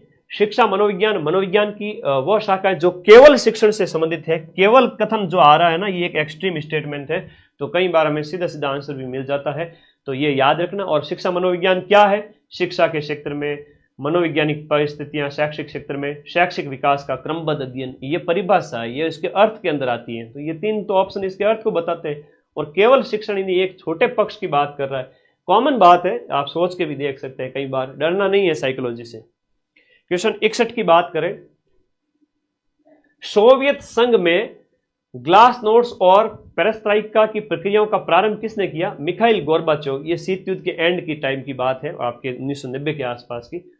मिखाइल, ग्लास नोट का मतलब होता है खुलापन, ये खुलापन और इसका सोवियत समाज में अधिक पारदर्शिता और अभिव्यक्ति की स्वतंत्रता से संबंधित ये हो जाता है उस समय पर, ठीक है। ओके, अगला देखो, अनौपचारिक वार्तालाप और औपचारिक स्कूलिंग शिक्षा दोनों के द्वारा वयस्क बालकों तक उन तरीकों को पहुंचाते हैं जिससे दुनिया को उनकी संस्कृति व्याख्या करती है और प्रतिक्रिया करती है। ये आधारभूत अवधारणा निम्नलिखित में से किस विकासात्मक सिद्धांत की है? ये है आपके लेव वाइगोत्स्की की, लेव वाइगोत्स्की। अब ये वाइगोत्स्की का क्या है, ये सिद्धांत यहाँ दिया हुआ है। एवरी आपका ब्रोनफेनब्रेनर है, इसका भी है, वाइगोत्स्की का, एरिक एरिक्सन का भी है, जीन पियाजे का भी है, इसको पढ़ लेना, ठीक है। क्वेश्चन नंबर 63 की बात करें तो बॉन फेयरब्रेनर के विकास के सिद्धांत के अनुसार, जो विकास के सिद्धांत है इन सब के, उनके अनुसार वह स्थितियां जिसमें विद्यार्थी काफी समय व्यतीत करता है वो आपका विद्यार्थी का परिवार, संगी साथी वगैरह सूक्ष्म तंत्र कहलाता है। क्या कहलाता है? 63 में सूक्ष्म तंत्र कहलाता है। सूक्ष्म तंत्र क्या होता है? माइक्रो सिस्टम, तो ये पीछे बताया। मध्य तंत्र क्या होता है? सूक्ष्म तंत्र क्या होता है? बृहद तंत्र क्या होता है? तीनों दिए हुए। और बहिस्थ तंत्र क्या होता है? मैक्रो, काल तंत्र, क्रोनो सिस्टम। पढ़ लोगे ना ये, तो इनमें से ही नए प्रश्न बनेंगे। मनोविज्ञान के काफी प्रश्न हल कर सकते हैं इसको पढ़ के। बालक का भाषा विकास जन्म के समय रोने की साधारण क्रिया से शुरू होता है और विभेदीकरण प्रारंभ होता है और बालक क्रमशः बहुत से शब्दों की शब्दावली प्राप्त कर लेता है। उपरोक्त उदाहरण में निम्नलिखित में से कौन सा सिद्धांत प्रतिबिंबित होता है? विकास है वो आपका सामान्य पहले और फिर किस तरफ जाएगा? स्पेशल विशिष्ट की ओर। अब ये चौमस्की का सिद्धांत है जो भाषा विकास वाला, ये भाषा अर्जन यंत्र वगैरह इन्होंने मस्तिष्क के लिए बात कही थी, तो चौमस्की वाला देखना। क्वेश्चन नंबर जो 65 है, अधिगम के निर्धारक नीचे दिए गए हैं। आपके अधिगम के अंदर कौन सा यहां पर निर्धारक है? तो देखो यहां पर आप अधिगम की प्रकृति, अभिप्राय, अभिप्रेरणा का प्रभाव, विन्यास का प्रभाव और अभ्यास चारों इसके अंतर्गत आ जाते हैं। पिछली बार जैसे साइकोलॉजी आया, किसी ने रीट के अंदर भी पढ़ रखी है तो वो 10, 12, 13 आराम से कर लेगा। हाँ, कुछ क्वेश्चंस के अंदर थोड़ी सी आपको विशेषज्ञता चाहिए और आप अपने सेकंड ग्रेड पेपर को निकालने के लिए लगातार मेहनत कर रहे हैं तो मनोविज्ञान में बढ़िया स्कोर करोगे। मुझे विश्वास है कि आप है वो आपके 15 के लगभग कर ही लोगे। क्वेश्चन नंबर जो आपका 66 है, निर्मितिवादी अधिगम के लिए निम्नलिखित में से कौन सी उपयुक्त परिस्थितियां हैं? तो ये इसके लिए जो है वो अधिगमकर्ता के पूर्व ज्ञान पर आधारित नया अधिगम, अर्थपूर्ण कार्य का निर्माण करना, ज्ञान का सक्रिय अर्जन और सामाजिक अंतःक्रिया, ये चारों ही हो जाएंगे। अब इसके बारे में डिटेल व्याख्या करके, इसको खोल करके, तोल करके एकदम बढ़िया तरीके से आपको गुरुजी पढ़ाएंगे माइंड मैप पर 2 दिन बाद में। ठीक है, मनोविज्ञान मेरा विषय नहीं है इसलिए मैं सिर्फ आंसर बता रहा हूं। बाकी 100 में से 80 नंबर का जो कंटेंट है वो मैं पढ़ा सकता हूं मनोविज्ञान सेकंड ग्रेड फर्स्ट पेपर के अंदर, और अधिकांशतः मैं ही पढ़ाता हूं आपको। कुछ सब्जेक्ट जो होते हैं जैसे एसएसटी के अंदर तो अदर फैकल्टीज है, साइकोलॉजी के लिए आपकी शिक्षण विधि के लिए, इकोनॉमिक्स के लिए, है ना, तो 3-4 फैकल्टी मिलकर पढ़ाते हैं। तो ये आपके लिए देखिएगा कि इसको अच्छे से देखना व्याख्या को। क्वेश्चन नंबर आपका जो 67 है वह देखो, क्वेश्चन नंबर आपका 67, मिस्टर अमित की उपलब्धि में निष्ठा है और व्यक्तित्व की यह प्रकृति लक्षण उसमें जीवन भर व्याप्त रहती है। ऑलपोर्ट के वर्गीकरण के अनुसार यह लक्षण है वो आपका प्रधान या कॉर्डिनल कहलाता है। अभी ऑलपोर्ट वाला पढ़ लेना भाई। क्वेश्चन नंबर जो आपका 68 है, व्यक्तित्व आकलन की प्रक्षेपी प्राविधियों की निम्नलिखित में से कौन सी एक विशेषता नहीं है? प्रक्षेपी के अंदर आपके 3 बातें एक जैसी होगी, एक बात अलग होगी। कोई भी प्रश्न हो, भले जीके का हो भले कोई हो, इसमें चैतन्य अनुक्रिया है, अस्पष्ट बहुपक्षीय और स्वतंत्र अनुक्रिया है, ये तीनों एक जैसे हैं। बाकी वाला ऑप्शन तुम्हें मिल गया। ठीक है, कई बार ऐसा होता है जब प्रश्न के अंदर यह दिया जाता है, चाहे जीके का प्रश्न हो, चाहे करंट अफेयर्स का हो, चाहे मनोविज्ञान का हो, इंडिया जीके, राजस्थान जीके, कुछ भी हो, मेरे प्यारे दोस्तों, जब भी पूछा जाए नहीं है उस समय 3 तो होंगे काड़िए और 1 होगा आपका दौड़िया। तो पहचान कर लेना, 3 चीजें एक जैसी, 1 होगी ऑड, वही आपका आंसर है। चैतन्य अनुक्रिया और प्रक्षेपी प्रविधियां दोनों यहां पर बताई गई है। क्वेश्चन नंबर आपका 69 जो है, पर्यावरणीय आवश्यकताओं के अनुरूप व्यवहार करना, वो आपका समायोजन कहलाता है। समायोजन कहलाता है। मनोविज्ञान के जो प्रश्न फर्स्ट ग्रेड के अंदर पूछे गए थे, आप लोग कहो तो मैं फर्स्ट ग्रेड के जीके के अलग अलग पेपर के अंदर जो मनोविज्ञान के जो प्रश्न थे, ज़्यादा नहीं थे, 6-7 क्वेश्चन उस टाइप से, तो वो भी सेकंड ग्रेड के अंदर, हालांकि सिलेबस जो मिलता जुलता होगा उसके अकॉर्डिंग ही डाला जाएगा। और कई बार होता है सिलेबस जैसे रीट और सेकंड ग्रेड का एक जैसा है, मनोविज्ञान में थोड़ा चेंजेस है और फर्स्ट ग्रेड के अंदर चेंज है, तो जो मिलता जुलता होगा मैं वो क्वेश्चन भी डालूंगा, समायोजन का अर्थ वगैरह। क्वेश्चन नंबर 70 के अंदर देखिएगा, अवलोकनात्मक अधिगम प्रक्रियाओं का सही क्रम क्या है? देखिए, तो आरपीएससी का पेपर है, अगर कोई छोटा मोटा पेपर होता तो कब का सॉल्व हो चुका होता। आरपीएससी के पेपर में सोचना पड़ता है। अवलोकनात्मक अधिगम के अंदर अवधानात्मक, धारणात्मक, उत्पादन और अभिप्रेरणात्मक। तो अवधान पहले, उसके बाद में लास्ट में अभिप्रेरणा। तो ये सीक्वेंस इस तरह से रखना। और ये आपका ऑब्जर्वेशनल लर्निंग की 4 मुख्य प्रक्रियाएं होती हैं। अवधान होता है, अटेंशनल, रिटेंशन और रिप्रोडक्शन, और अभिप्रेरणा यानी मोटिवेशनल। ठीक, आगे आ जाओ। क्वेश्चन नंबर 71 है, निम्नलिखित में से कौन सा गार्डनर के बहुबुद्धि सिद्धांत का प्रकार नहीं है? तो 3 एक जैसे, फिर एक तरल बुद्धि और तार्किक, भाषाई और संगीत बुद्धि, ये एक जैसे हैं, तो इसी का ही पार्ट है। अब गार्डनर ने, हावर्ड गार्डनर के जो 8 प्रकार की बुद्धि की पहचान की है, इसको अच्छे से पढ़ लेना। और क्वेश्चन नंबर जो आपका 72 है, बाकर-मेहडी के सृजनात्मकता परीक्षण में शामिल है 4 शाब्दिक और 3 अशाब्दिक उप परीक्षण। तो ये डिटेल व्याख्या दे रखी है मैंने यहाँ, अच्छे से पढ़ना है इसको। क्वेश्चन नंबर 73 के अंदर, निम्न में से कौन सा जैविक प्रेरक नहीं है? जैविक प्रेरक यहां पर कौन सा नहीं है? जिज्ञासा, लैंगिक अंतर्नोद, प्यास, भूख, ये जैविक है, लेकिन जिज्ञासा है। फिर से कह रहा हूं मेरे प्यारे बच्चे, मेरे प्यारे दोस्तों, एक प्रश्न कह रहा है कि नहीं है, नहीं हो जब हो। 3 प्रश्न, 3 ऑप्शन एक जैसे दिखेंगे, एक अलग दिखेगा, वही आपका आंसर होगा। कॉमन सेंस से सोच लेना। साइकोलॉजी के 20 क्वेश्चन में 4 से 5 क्वेश्चन ऐसे दिख जाएंगे। जीके के अंदर देखा जाए तो 50 में से 20-25 क्वेश्चन ऐसे दिख जाएंगे जो आप आराम से कॉमन सेंस से कर सकते हो। क्वेश्चन नंबर आपका जो 74 है उसके अंदर देखिएगा, मैस्लो के सिद्धांत में अभिकल्पित उच्चतम आवश्यकता है जो आपकी आत्मसिद्धि है। और यहां पर मैस्लो का जो आवश्यकता पदानुक्रम सिद्धांत जो बताया गया है, निम्न से उच्चतम स्तर की ओर जो बताया गया, उसमें देखिएगा शारीरिक आवश्यकता, शरीर, सुरक्षा, फिर सामाजिक सम्मान चाहिए अपने को, है आत्मसिद्धि चाहिए, है ना। लास्ट में जाकर के उसको क्या चाहिए? आत्मसिद्धि चाहिए। ये बातें बताई गई है। क्वेश्चन नंबर जो आपका 75 है उसमें देखो कि थॉर्नडाइक के बहुकारक सिद्धांत के अनुसार एक गुणधर्म यानी विशेषता किसी कार्य की कठिनाई को संदर्भित करता है जो एक व्यक्ति हल कर सकता है, क्या कहलाता है? ये स्तर है। क्या है? स्तर। अब थॉर्नडाइक के बहुबुद्धि के 4 गुणों की पहचान है, जिसमें स्तर भी है, परास यानी रेंज भी है, क्षेत्र यानी एरिया भी है, स्पीड यानी गति भी है। मैंने तो पूरी डिटेल थ्योरी लिख दी है। अच्छा लगा तुम लोगों को ये थ्योरी एक जगह लिख ली, हर एक प्रश्न की मेहनत करके। अब ये पीडीएफ मैं टेलीग्राम ग्रुप में भेज रहा हूं, आप लोग उसको एक जगह कर लेना, प्रिंट आउट निकलवा लेना और पढ़ लेना एग्जाम से पहले। लास्ट ईयर के प्रश्न है सारे, लास्ट ईयर के पूरा पेपर ही है जो आपको जुलाई 2023 में हुआ था। क्वेश्चन नंबर आपका 76 है, प्रतिभाशाली बालकों पर निम्नलिखित में से कौन सी आवश्यकता लागू नहीं होती है? फिर से कह रहा है नहीं, मतलब एक अलग होगी। जल्दबाजी, अपने अनुसार आगे बढ़ना, कुशल होने का जुनून और एक अनभिज्ञता, ये इसके स्वभाव के विपरीत है, इसलिए लागू नहीं होती है। क्वेश्चन नंबर आपका जो 77 है, लोग अपना वोट प्राय अपनी भावनाओं के अनुसार करते हैं बजाय इसके कि उम्मीदवार अपनी विशिष्ट नीतियां किस प्रकार की है इस पर आधारित, इस आधार पर अभिव्यक्ति का ये घटक है, ये भावात्मक है। क्या हो जाएगा? भावात्मक हो जाएगा। क्वेश्चन नंबर आपका जो 78 है, क्वेश्चन नंबर 78 देखिएगा, अपने को दूसरों के साथ संबंधों के रूप में परिभाषित करने का तरीका और यह पहचानना कि स्वयं अपना व्यवहार प्राय दूसरों के विचारों, भावनाओं और क्रियाओं पर आधारित हो रहा है, आत्म प्रत्यय का यह दृष्टिकोण, यह अंतर्निर्भर कहलाता है।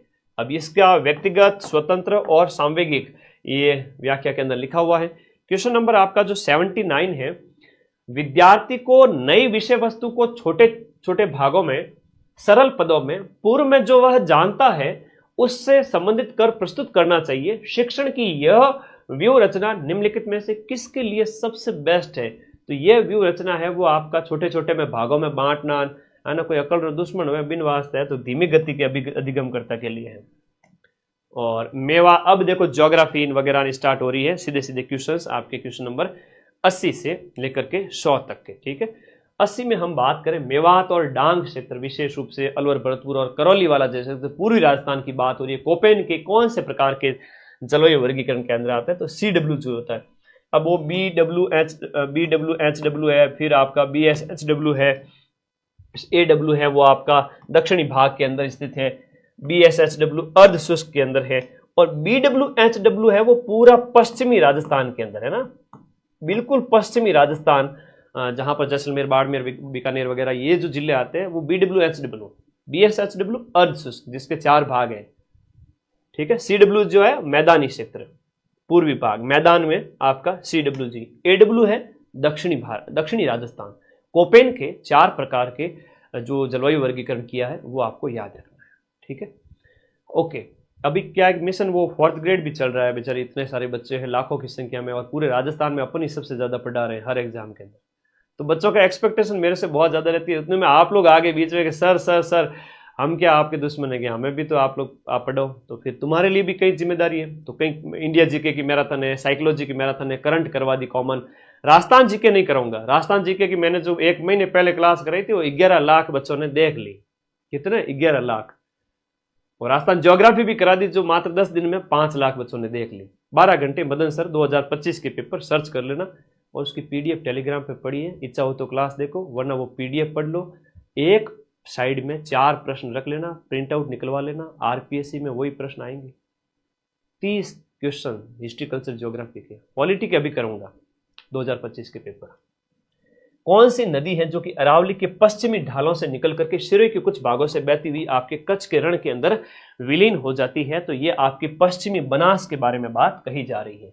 माही नदी के बारे में बताया पूरा डिटेल में कि एमपी से निकल करके कहां कहां जाती है, सारी चीजें है यहां पर दिए गए ऑप्शन के अनुसार। आपका पश्चिमी बनास है, कह रहा है कि अरावली से निकल करके माही का ऑप्शन, माही इंपोर्टेंट नदी है इसलिए मैंने व्याख्या में लिखी है। क्वेश्चन नंबर आपका जो 82 है वह देखिएगा, वन विभाग की रिपोर्ट। मेरे प्यारे दोस्तों, मुझे व्हाट्सएप कर देना यार, याद नहीं रहता मुझे आधी बार। तो इतनी जिम्मेदारी, इतनी बड़ी टीम, 50 तो लोग रहते हैं इस टीम में, सबको मैनेज करना पड़ता है, फिर तुम्हें पढ़ाना। 8955982723।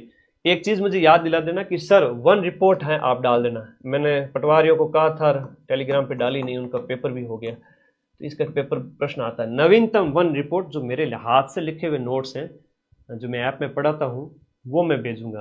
तो ठीक है, वन विभाग की रिपोर्ट के अनुसार जो 2022 को कुल वन क्षेत्र कितना था वो लेटेस्ट का याद कराऊंगा, अभी इसको आप छोड़ दीजिए। उसमें आपका 32,864 था।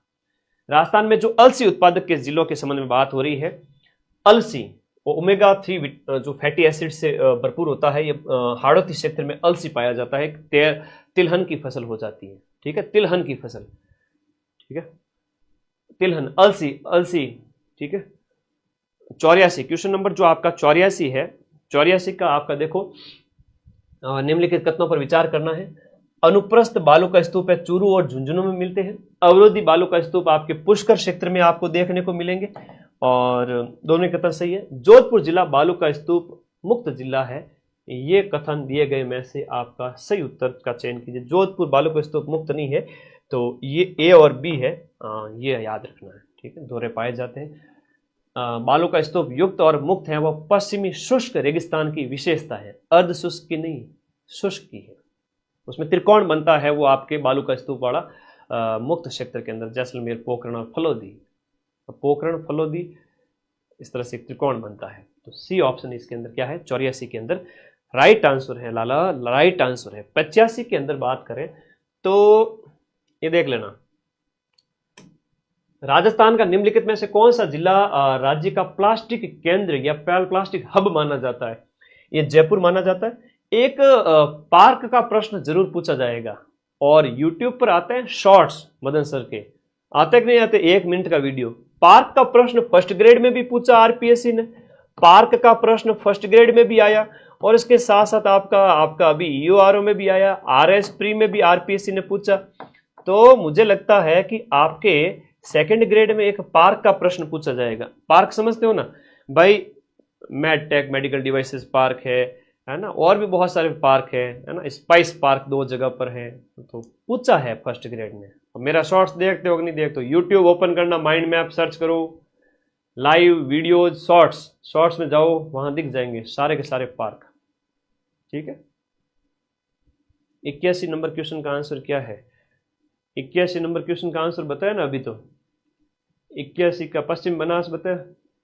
आगे देखो, 85 के बाद 86 के अंदर बात करें, और देखो, और शॉर्ट्स हर दिन 2.5 लाख बच्चे देखते हैं, रोज जाना 2.5 लाख बच्चे देखते हैं, और इन्फॉर्मेशन भी ऐसी खतरनाक आती है कि सीधे पेपर में प्रश्न आते हैं। 2.5 लाख रोज के रोज व्यूज है शॉर्ट्स के। तो कौलवी की जो गुफाएं हैं, जो बौद्ध कंदराएं हैं, चांदखेड़ी की जो स्थान है, जो धार्मिक जैन स्थान है, चांदखेड़ी है, कौलवी गुफाएं, ये सब झालावाड़ के अंदर स्थित है। कहाँ है? डग की गुफाएं हैं, डग है ना, ये डग गुफाएं वगैरह ये इस तरफ स्थित है।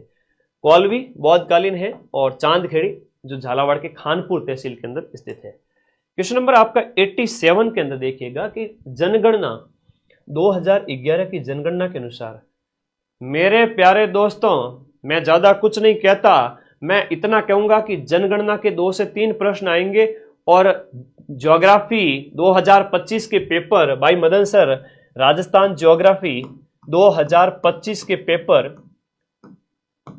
शुरुआती 100 प्रश्न के अंदर इतना डिटेल में करवाया हुआ है कि ये सारे क्वेश्चन उसमें से सॉल्व हो जाएंगे। बार बार जो क्वेश्चन आता है, ग्रामीण लिंगानुपात, शहरी लिंगानुपात, घनत्व, साक्षरता, महिलाओं की साक्षरता, पुरुषों की साक्षरता, ग्रामीण साक्षरता, शहरी साक्षरता, वो प्रश्न आरपीएससी ने पिछले 6 महीने में जो पूछे मैंने सारे डाल दिए हैं।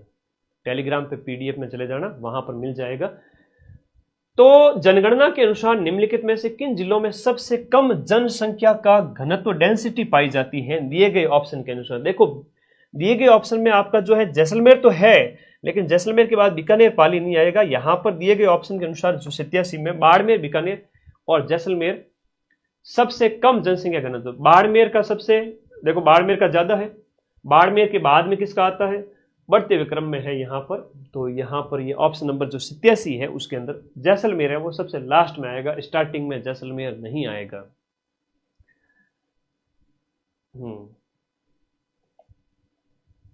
ठीक है, वो पीडीएफ पढ़ लेना, राजस्थान ज्योग्राफी वही आएगी। जैसलमेर का 17 है, बाकी सबका बताया हुआ है अलग अलग, ज्यादा किसका कम किसका। 88 के अंदर देखो भाई, यहां पर ये कह रहा है कि आपका क्वेश्चन नंबर 88, अच्छे से देखो इसको, क्वेश्चन नंबर 88 के अंदर कह रहा है कि आपका भेड़ की जो नस्ल है वो आपकी नाली है, भेड़ की नस्ल है।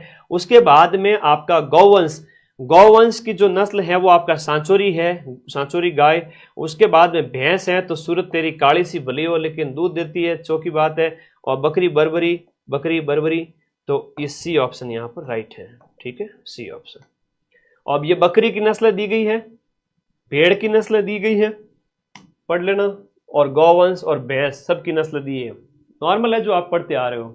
क्वेश्चन नंबर जो आपका 89 यहां पर पूछा गया है कि निम्न में से किस सभ्यता को भारत के सभी ताम्रयुगीन सभ्यताओं की जननी कहा जाता है। अब ये मत समझ लेना कि इस बार सीधा सीधा पूछ लेंगे, इस बार ये पूछेंगे कि आपके पत्थर के अवशेष है ना, गणेश्वर सभ्यता के संबंध में बताइए सत्य कथन कौन सा है कि यहां से पत्थर के अवशेष प्राप्त हुए हैं। भाई पत्थर के मकान बनते थे, बाकी जगह तो ईंट से बनते थे। अब जो बाण वगैरह जो है ये एकदम शुद्ध तांबा मिला है, ऐसा 3 कथन दे देंगे। तो फेमस कथन तो तुम्हें याद होना चाहिए, 1972 में खोज हुई, 77 में खुदाई हुई, और इसे पुरातत्व का पुष्कर भी कहते हैं। और ये कई सारी चीजें हैं, वो सारी चीजें आनी चाहिए। जैसे हम बात करें कालीबंगा के अंदर बात करें तो जो है फर्स्ट ग्रेड में प्रश्न पूछा गया था। देखो कितना खतरनाक प्रश्न पूछा है, सीधा सा दिमाग लगाना था। कह रहे हैं कि आपकी जो अग्नि वेदिका है ना, फर्स्ट ग्रेड के जीके के प्रश्न आया कि अग्नि वेदिकाएं प्राप्त हुई हैं। ठीक है गुरुजी, वो ये नहीं पूछा है कि अग्नि वेदिकाएं एक तो एक जगह स्थित है, बाकी 7 है वो दूर है, टोटल 8 अग्नि वेदिकाएं प्राप्त हुई हैं। प्रश्न ये पूछा है कि अग्नि वेदिकाएं त्रिभुजाकार थी। इन्होंने ये कहा कि अग्नि वेदिकाएं कैसी थी, त्रिभुजाकार। अब मुझे ये चीज बताओ कि आप कभी भी ऐसा हवन कुंड देखते हो क्या? नहीं देखते हो ना, त्रिभुजाकार नहीं देखते हो। तो जब भी हवन कुंड होता है, पंडित वगैरह जो हवन करवाते हैं, तो आप देखते हो कि कई भाई लोग ऐसे हैं कि जो भाई बहन जिनके, मेरे भाई बहन की बात, आप लोगों की बात कर रहा हूँ, शादी हो रखी है, कईयों की हो रखी है, क्या करें, घर वाले पकड़ के शादी करवा देते हैं। अब तो क्या होता है कि आपने देखा होगा वो चौरी के अंदर इस तरह का हवन कुंड जब होता है, चौकोरे होता है, तो कॉमन सेंस की बात है, या यज्ञ वगैरह कभी देखते हो, ये सही है और ये त्रिभुजाकार गलत है। सीधा सा प्रश्न पूछा आरपीएससी ने, और बाकी खतरनाक खतरनाक ऑप्शन दिए हुए थे, और पेपर एग्जाम हॉल के अंदर बच्चों का ऐसा ऑप्शन देख करके दिमाग खराब हो गया। और गुरुजी ऐसा कैसे पूछ सकते हैं? अरे बेचारे ने बहुत सीधा सा क्वेश्चन पूछा, आरपीएससी को क्यों ब्लेम कर रहे हो? हम पढ़ रहे हैं कि अग्निवेदिकाएं आयताकार, अगर नहीं भी आता है तो कॉमन सेंस लगाओ ना। अग्निवेदिकाएं अधिकांशतः कैसी होती है? आयताकार होती है, वर्गाकार होती है, 4 कोने होते हैं, त्रिभुजाकार तो नहीं देखी हमने। तो कई बार कॉमन सेंस की बात होती है। फर्स्ट ग्रेड में कालीबंगा वाला प्रश्न आया था, 3 तो इतने खतरनाक खतरनाक ऑप्शन थे, सच बताऊं तो 1-2 ऑप्शन तो मुझे भी नहीं आ रहे थे, बड़े कठिन कठिन थे। मैं ठीक है भाई, लेकिन एक ऑप्शन सीधा सा सरल दिया था कि इसके संबंध में कौन सा कथन कालीबंगा की अग्निवेदिकाओं के संबंध में गलत है। तो ऑप्शन देखते ही पता चल रहा है कि यहां पर आयताकार अग्निवेदिकाएं होगी, 4 कोनों वाली होगी, बाकी भले ही नहीं आए तो भी चलेगा। आई बात समझ में? तो थोड़ा सा क्या होना, स्टेटमेंट वाले क्वेश्चन आते हैं। बिल्कुल लोकेश, आज के टाइम में स्टेटमेंट इसलिए ताकि आप पूरे साल माइंड मैप ऐप में डिटेल में पढ़ते हो, सेकंड ग्रेड का बैच, जीके वाला, और फिर पेपर देने जाओगे तो पूरा पढ़ा हुआ होगा तब याद कर लोगे।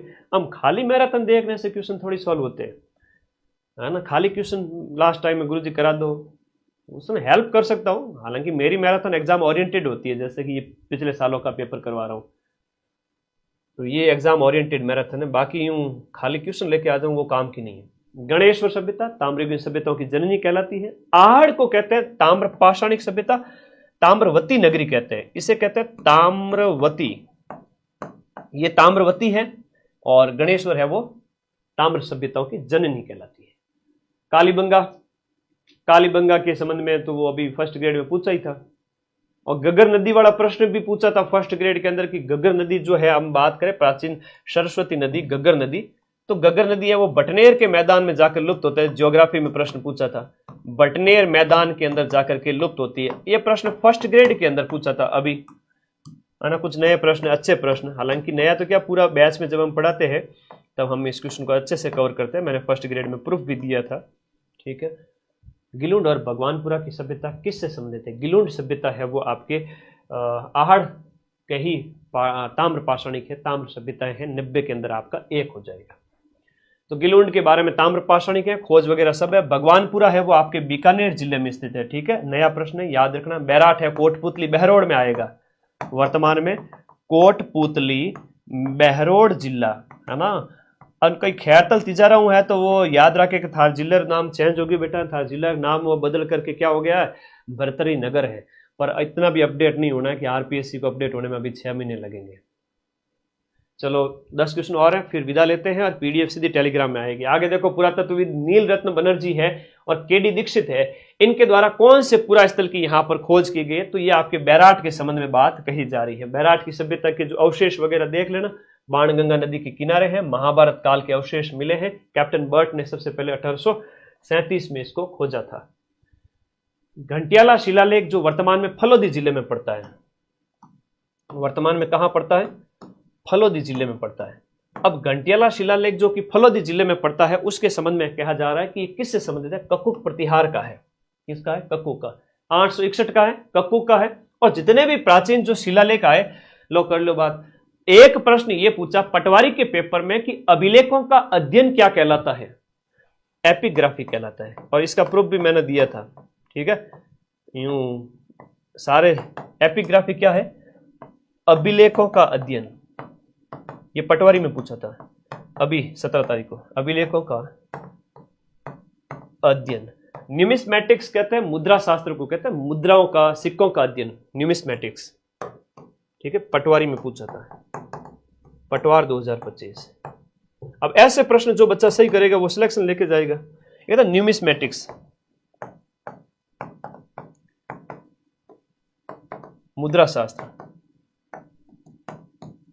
तो ये प्रश्न थोड़े से आते हैं, याद कर लेना। जितने भी प्राचीन अभिलेख आए, भाषा एक ही करना, संस्कृत। अशोक के आए तो ब्राह्मी, खरोष्टी, ये सब लिपियां हैं, तो थोड़ा याद रखना, कॉमन क्वेश्चन है। और प्राचीन अभिलेखों की भाषा आपकी हमेशा याद रखना, प्राकृत और संस्कृत, संस्कृत ज्यादा करना। क्वेश्चन नंबर 93 है आपका, यहां पर अजमेर का पहला चौहान शासक जिसने अपने नाम पर सिक्के जारी किए थे, अजय राज। और ये तो अपने 12 घंटे वाली क्लास से हो जाते हैं, सब हो जाते हैं। अजय राज, और अजमेर शहर बसाया था, 1130 तक राज किया। इनके बेटे अर्णोराज थे। बाद में आपका क्वेश्चन नंबर 94, अलाउद्दीन खिलजी की निम्नलिखित राजपूत विजयों का सही कालक्रम है वो कौन सा था? ये क्वेश्चन क्या है कि डिलीट हुआ था, ऑप्शन से सही सेट नहीं है। पहले हम बात करें तो देखो, आपका 1301 आपका रणथंबोर था, 1301 था। चित्तौड़ त से 3, 1303। जालोर विजय 1311 के अंदर। सिवाना विजय है तो 1308 के अंदर। अब यहां पर दिए गए ऑप्शन के अंदर जो है काल अनुक्रम सही बताओ भाई। अब सही देखोगे तो आपका सबसे पहले छोटा आना चाहिए, रणथंबोर आना चाहिए। 2 के बाद में आना चाहिए आपका 1 2 1 2 1 4 आना चाहिए, 2 1 4 आना चाहिए, 2 1 और यहाँ 4 आना चाहिए। 2 1 2 1 कहीं नहीं है, इसलिए क्वेश्चन डिलीट हो गया था, डिलीट हो गया था। तो जब ऑप्शन मिसमैच हो जाता है ना, तो एग्जाम हॉल में मेरे सभी दोस्त आप लोग ये पसीना पहुंचने मत लग जाना, गुरुजी ऑप्शन तो है ही नहीं, आरपीएससी मजाक कर रही है। तो आरपीएससी कोने में मुस्कुरा रही होगी, कैसा लगा मेरा मजाक? तो 2-3 पिछले पेपर, अभी मैं आप कम से कम 3 से 4 क्वेश्चन है वो आरपीएससी डिलीट कर चुकी है, देखा आपने? तो 3-4 ऑप्शन में आपको मिलेगा ही नहीं आंसर, तो अपने को टेंशन नहीं लेनी। ऐसे प्रश्न में 5वां गोला भरोगे तो भी नंबर मिलेगा, ठीक है ना? गलत मत कर देना बस। ये हालांकि गलत तो क्या ही होगा, इसमें डिलीट होगा तो ये बोनस अंक है, सभी को मिलेगा, बोनस है। और आरपीएससी तो सेकंड ग्रेड में पिछले पेपर में हर पेपर में 4-4 क्वेश्चन बोनस दे रही है, ये आक्रमण वगैरह देख लेना। अब 95वां जो क्वेश्चन है यहां पर आपसे पूछा जा रहा है कि कौन से जिलों में 75% से भी ज्यादा लिटरेसी रेट है? तो कोटा में सर्वाधिक है, कोटा है, जयपुर है। और 12 घंटे वाली ज्योग्राफी मदन सर 2025 के पेपर सर्च कर लेना, उससे बाहर क्वेश्चन ज्योग्राफी का सिंगल क्वेश्चन नहीं जाएगा, हिस्ट्री कल्चर का भी नहीं जाएगा। 30 क्वेश्चन है, 30 में से 28 क्वेश्चन सेकंड ग्रेड के पेपर में 7 तारीख को मिल जाएंगे मेरी 12 घंटे वाली क्लास से। बहुत मेहनत की भाई। जयपुर का कितना है और कोटा का कितना है बताया है। राजस्थान की लिटरेसी है वो अकॉर्डिंग टू 2011 66% है, पुरुषों की और महिलाओं की अलग अलग। 96 जो क्वेश्चन है, निम्नलिखित में से किस ब्रिटिश अधिकारी ने तांत्या टोपे को फांसी देने के लिए ब्रिटिश सरकार की आलोचना की थी? जब हम तांत्या टोपे पूरा पढ़ते हैं ऐप के अंदर तो लास्ट में लिखवाते हैं उनके बारे में कि शॉवर्स है वो इसने आलोचना की थी, CL शॉवर्स। तो ये आपका शिवपुरी के जंगलों के अंदर उन्हें शिव वहां आपको घेराबंदी करके शिवपुरी में इनको फांसी दी थी 18 अप्रैल 1859 को। क्वेश्चन नंबर 97 देखिएगा। हमें भारतीय इतिहास में स्वतंत्रता सेनानियों में अनेक ऐसे उदाहरण मिलते हैं जिन्होंने भारत की स्वतंत्रता के लिए अपने पुत्रों का बलिदान किया था, लेकिन केसरी सिंह बारट जैसा उदाहरण कहीं नहीं मिलता, एकमात्र उदाहरण है। तो उन्होंने अपने पुत्र के साथ साथ अपने दामाद को भी मातृभूमि की स्वतंत्रता प्राप्ति के बलिदान के लिए भेज दिया था। यह कथन किसका है? ऐसे प्रश्न जनरली हम नहीं पढ़ते हैं कथन वाले, कई बार होता है किसी बच्चे ने पढ़ा है 100 में से 1-2 ने, तो अच्छी बात है। नहीं पढ़ा है हेडेक नहीं लेनी है, छोड़ दे आ जाना, 5वां गोला भर देना। ये रास बिहारी बोस का है, तो ये वही होता है 100 में से 100 थोड़ी अटेम्प्ट करोगे, 100 में से 80 से 85 करोगे। तो चेतावनी रचुंगटिया वगैरह इनके संबंध में ठाकुर केसरी सिंह बारट के बारे में याद रखना। फतेह सिंह जी को जो भेजे थे मेवाड़ के महाराणा को याद रख लेना। कुंवर प्रताप सिंह बारट है वो केसरी सिंह के पुत्र थे। और बरेली जेल जरूर याद रखना, प्रताप जी के नाम में 3 अक्षर आते हैं, बरेली जेल तो 3 अक्षर। ठाकुर जोरावर सिंह जी है तो ये जोरावर सिंह है वो आपकी हम बात करें इनके भाई थे और राजस्थान के चंद्रशेखर के रूप में इनको जाना जाता है। इनको रखा गया था बरेली जेल के अंदर। जेल में रखना जोर आता है, याद करो जोरावर जी को बरेली जेल में रखा। ये जेल वाले प्रश्न ज्यादा आते हैं, विभिन्न क्रांतिकारियों का जेलों से संबंध। मैं शॉर्ट्स भी अपलोड कर दूंगा तो ये याद रखना, अच्छे प्रश्न है, आते हैं बार बार। मेवाड़ प्रजामंडल के संबंध में कहा जा रहा है कि मेवाड़ प्रजामंडल की स्थापना 1968 में 38 के अंदर है ना, ये बलवंत सिंह मेहता की अध्यक्षता के अंदर, और संस्थापक थे वो आपके Manikyalal Verma. History culture geography 12 घंटे क्लास से बाहर क्वेश्चन नहीं जाएगा। मेवाड़ प्रजामंडल संस्थापक अध्यक्ष अलग अलग हैं और सदस्यों का प्रश्न भी आजकल पूछा जाता है। भूरेलाल भैया है और हीरालाल कोठारी है, रमेश चंद्र दास है, भवानी शंकर वैद है। अगर ये पढ़े हुए होंगे तो पेपर के अंदर आप एलिमिनेशन मेथड से बता सकते हो कि मेवाड़ प्रजामंडल के ये सदस्य थे, ये नहीं थे। बेटा सीधा सीधा प्रश्न आता है। Question number 99 second last of this paper. Mev किसान आंदोलन का नेता था यासीन खान। मेव किसान आंदोलन, ये सब इंस्पेक्टर में भी आरपीएससी ने 2021 के थानेदार के पेपर में भी आरपीएससी ने पूछा था, जो एसआई वाला पेपर था उसमें 2021 के एसआई में भी। मेव किसान आंदोलन जो 1932 में अलवर में हुआ था, नेतृत्व तो चौधरी यासीन खान ने किया था। और इन्होंने एक संस्थान बनाया था अंजुमन खादिम उल इस्लाम। अंजुमन खादिम उल इस्लाम, इस संस्थान का नाम भी पूछा जाता है। अब इसके माध्यम से यासीन खान ने खरीफ फसलों पर कर देना है वो बंद कर दिया था। ये प्रश्न याद रखें। The last question of this class कि खानवा के युद्ध के अंदर आपका राणा सांगा का पक्ष बदल करके बाबर का साथ यानी गद्दार कौन था? तो गद्दार है वो आपका सलदी तंवर था। यहां पर ऑप्शन नंबर 2 याद रखना। अब मैं आपको एक आइडिया देता हूं। गुरु मंत्र ये है कि जनरल है और ओबीसी वाले जो बच्चे हैं और विशेष रूप से बॉयज जो है वो आपके ज्यादातर जो है अपने प्रश्नों को अटेम्प्ट करने में गलती मत कर देना। पेपर अगर टफ आ रहा है तो 80 भी कर सकते हो, बाकी 80 से 85 करके सेफ स्कोर में जा सकते हो। इसमें भी पेपर अगर कठिन आ जाए तो थोड़ा बचना, नेगेटिव कम करोगे तो भी आपका इसमें आपका अच्छे से 40% तो एक क्राइटेरिया है ही है। बाकी बढ़िया स्कोर करो, सिलेक्शन लो। और अदर कैटेगरी वाले इससे 10-10 क्वेश्चन 15 कम भी कर सकते हैं तो भी सिलेक्शन है। यहाँ बात करें 2000 प्लस इस बार है पद आपके, और 6500 पद नेक्स्ट ईयर 2026। इसके लिए आपको ऑल द बेस्ट, सभी को, सभी विद्यार्थियों को ऑल द बेस्ट। ठीक है, ये परिभाषा वगैरह, डिटेल व्याख्या वगैरह। और ये कई बच्चे पूछते हैं कि सर आपने कौन सी क्लास करवा दी और कौन सी हमें देखनी चाहिए। सेकंड ग्रेड के बच्चों को राजस्थान हिस्ट्री, कल्चर और ज्योग्राफी के लिए मेरी 12 घंटे क्लास। एक तो ये रही आपकी ज्योग्राफी, राजस्थान भूगोल 41 जिलों के अनुसार 2025 के पेपर, ये 5 से 6 लाख बच्चे देख चुके हैं 10 दिन में। ये आपकी ज्योग्राफी हो गई, ये हिस्ट्री कल्चर की है 12 घंटे, ये 11 लाख बच्चे देख चुके हैं। तो भाई प्लीज देख लेना, और नहीं देखो अगर समय का अभाव है डबल स्पीड में एक बार देख लेना। फिर पीडीएफ टेलीग्राम में डाली हुई है, और पॉलिटी में करवा दूंगा 2025 के पेपर, करंट अफेयर्स में करवा चुका हूं, पीडीएफ टेलीग्राम में डाल चुका हूं, मनोविज्ञान की क्लास हो जाएगी, इंडिया जीके की ये क्लास लूंगा, ध्यान रखना। ठीक है, ओके। अब लो भाई, ये पीडीएफ के लिए तो टेलीग्राम ग्रुप ज्वाइन करना पड़ेगा। अब घर बैठे तो तुम राजस्थान के कोने कोने में इतने सारे गांव हैं, इतने सारे जिले हैं, मैं अकेला इंसान घूमूंगा तब 10 दिन पूरे हो जाएंगे। समझा करो मेरी बात को। फटाफट वीडियो के नीचे क्लिक करो इस लिंक पर और जाओ। ये राजस्थान करंट पड़ी है, और इसी राजस्थान करंट के जस्ट ऊपर ही आपके हिस्ट्री कल्चर की भी पीडीएफ है, इसके जस्ट ऊपर आपके ज्योग्राफी की पीडीएफ है। अब टेलीग्राम स्क्रॉल को नहीं करना होगा कहीं, ऐसे स्क्रॉल करते रहा करो। ठीक है, और कोई हताई विताई करनी है तो बता दो। कैसे चल रही है तैयारी? करंट कितना आएगा? 7 सितंबर को पेपर है, 15 अगस्त तक का करंट आएगा, और मैंने 20 अगस्त तक का राजस्थान करंट अफेयर्स इसमें अपलोड कर दिया है। 500 क्वेश्चन और थ्योरी। और क्या सेवा करूं आप लोगों की बता दो। और नया बैच सेकंड ग्रेड का स्टार्ट हो चुका है, जीके वाला। किसी को अभी ज्वाइन करना है, किसी को बाद में ज्वाइन करना है, अपनी इच्छा से, है ना, मेरा कोई फोर्स नहीं है। मैं तो यूट्यूब पे ऐड भी बंद करके रखता हूं ताकि तुम्हारे एग्जाम टाइम में ऐड नहीं आए, और ऐड ऑन कर दूं तो मेरा तो पैसा ही पैसा आए, पर वो तुम्हारी सुविधा के लिए। ठीक है, तो एग्जाम के बाद में कर लेना, कोई दिक्कत नहीं है। अभी ये पेपर दे के आओ, बढ़िया होगा। और 6500 पद 2026 के लिए आपका वेट कर रहे हैं। तो हिंदी एसएसटी और हिंदी एसएसटी इंग्लिश 3 सब्जेक्ट अपन पढ़ाते हैं, तीनों का कॉम्बो पैक भी है। और बाकी सब्जेक्ट वाले बच्चे जीके वाला बैच 7 तारीख के बाद ज्वाइन कर लेना। बताओ, बढ़िया तैयारी चल रही है? आशीर्वाद दे दो सर। ले भाई, आशीर्वाद ही आशीर्वाद है, घणो ही सारो आशीर्वाद है।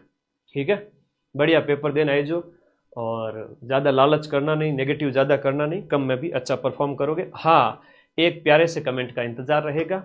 बढ़िया क्लास लगी तो चौको कमेंट कर दीजिए।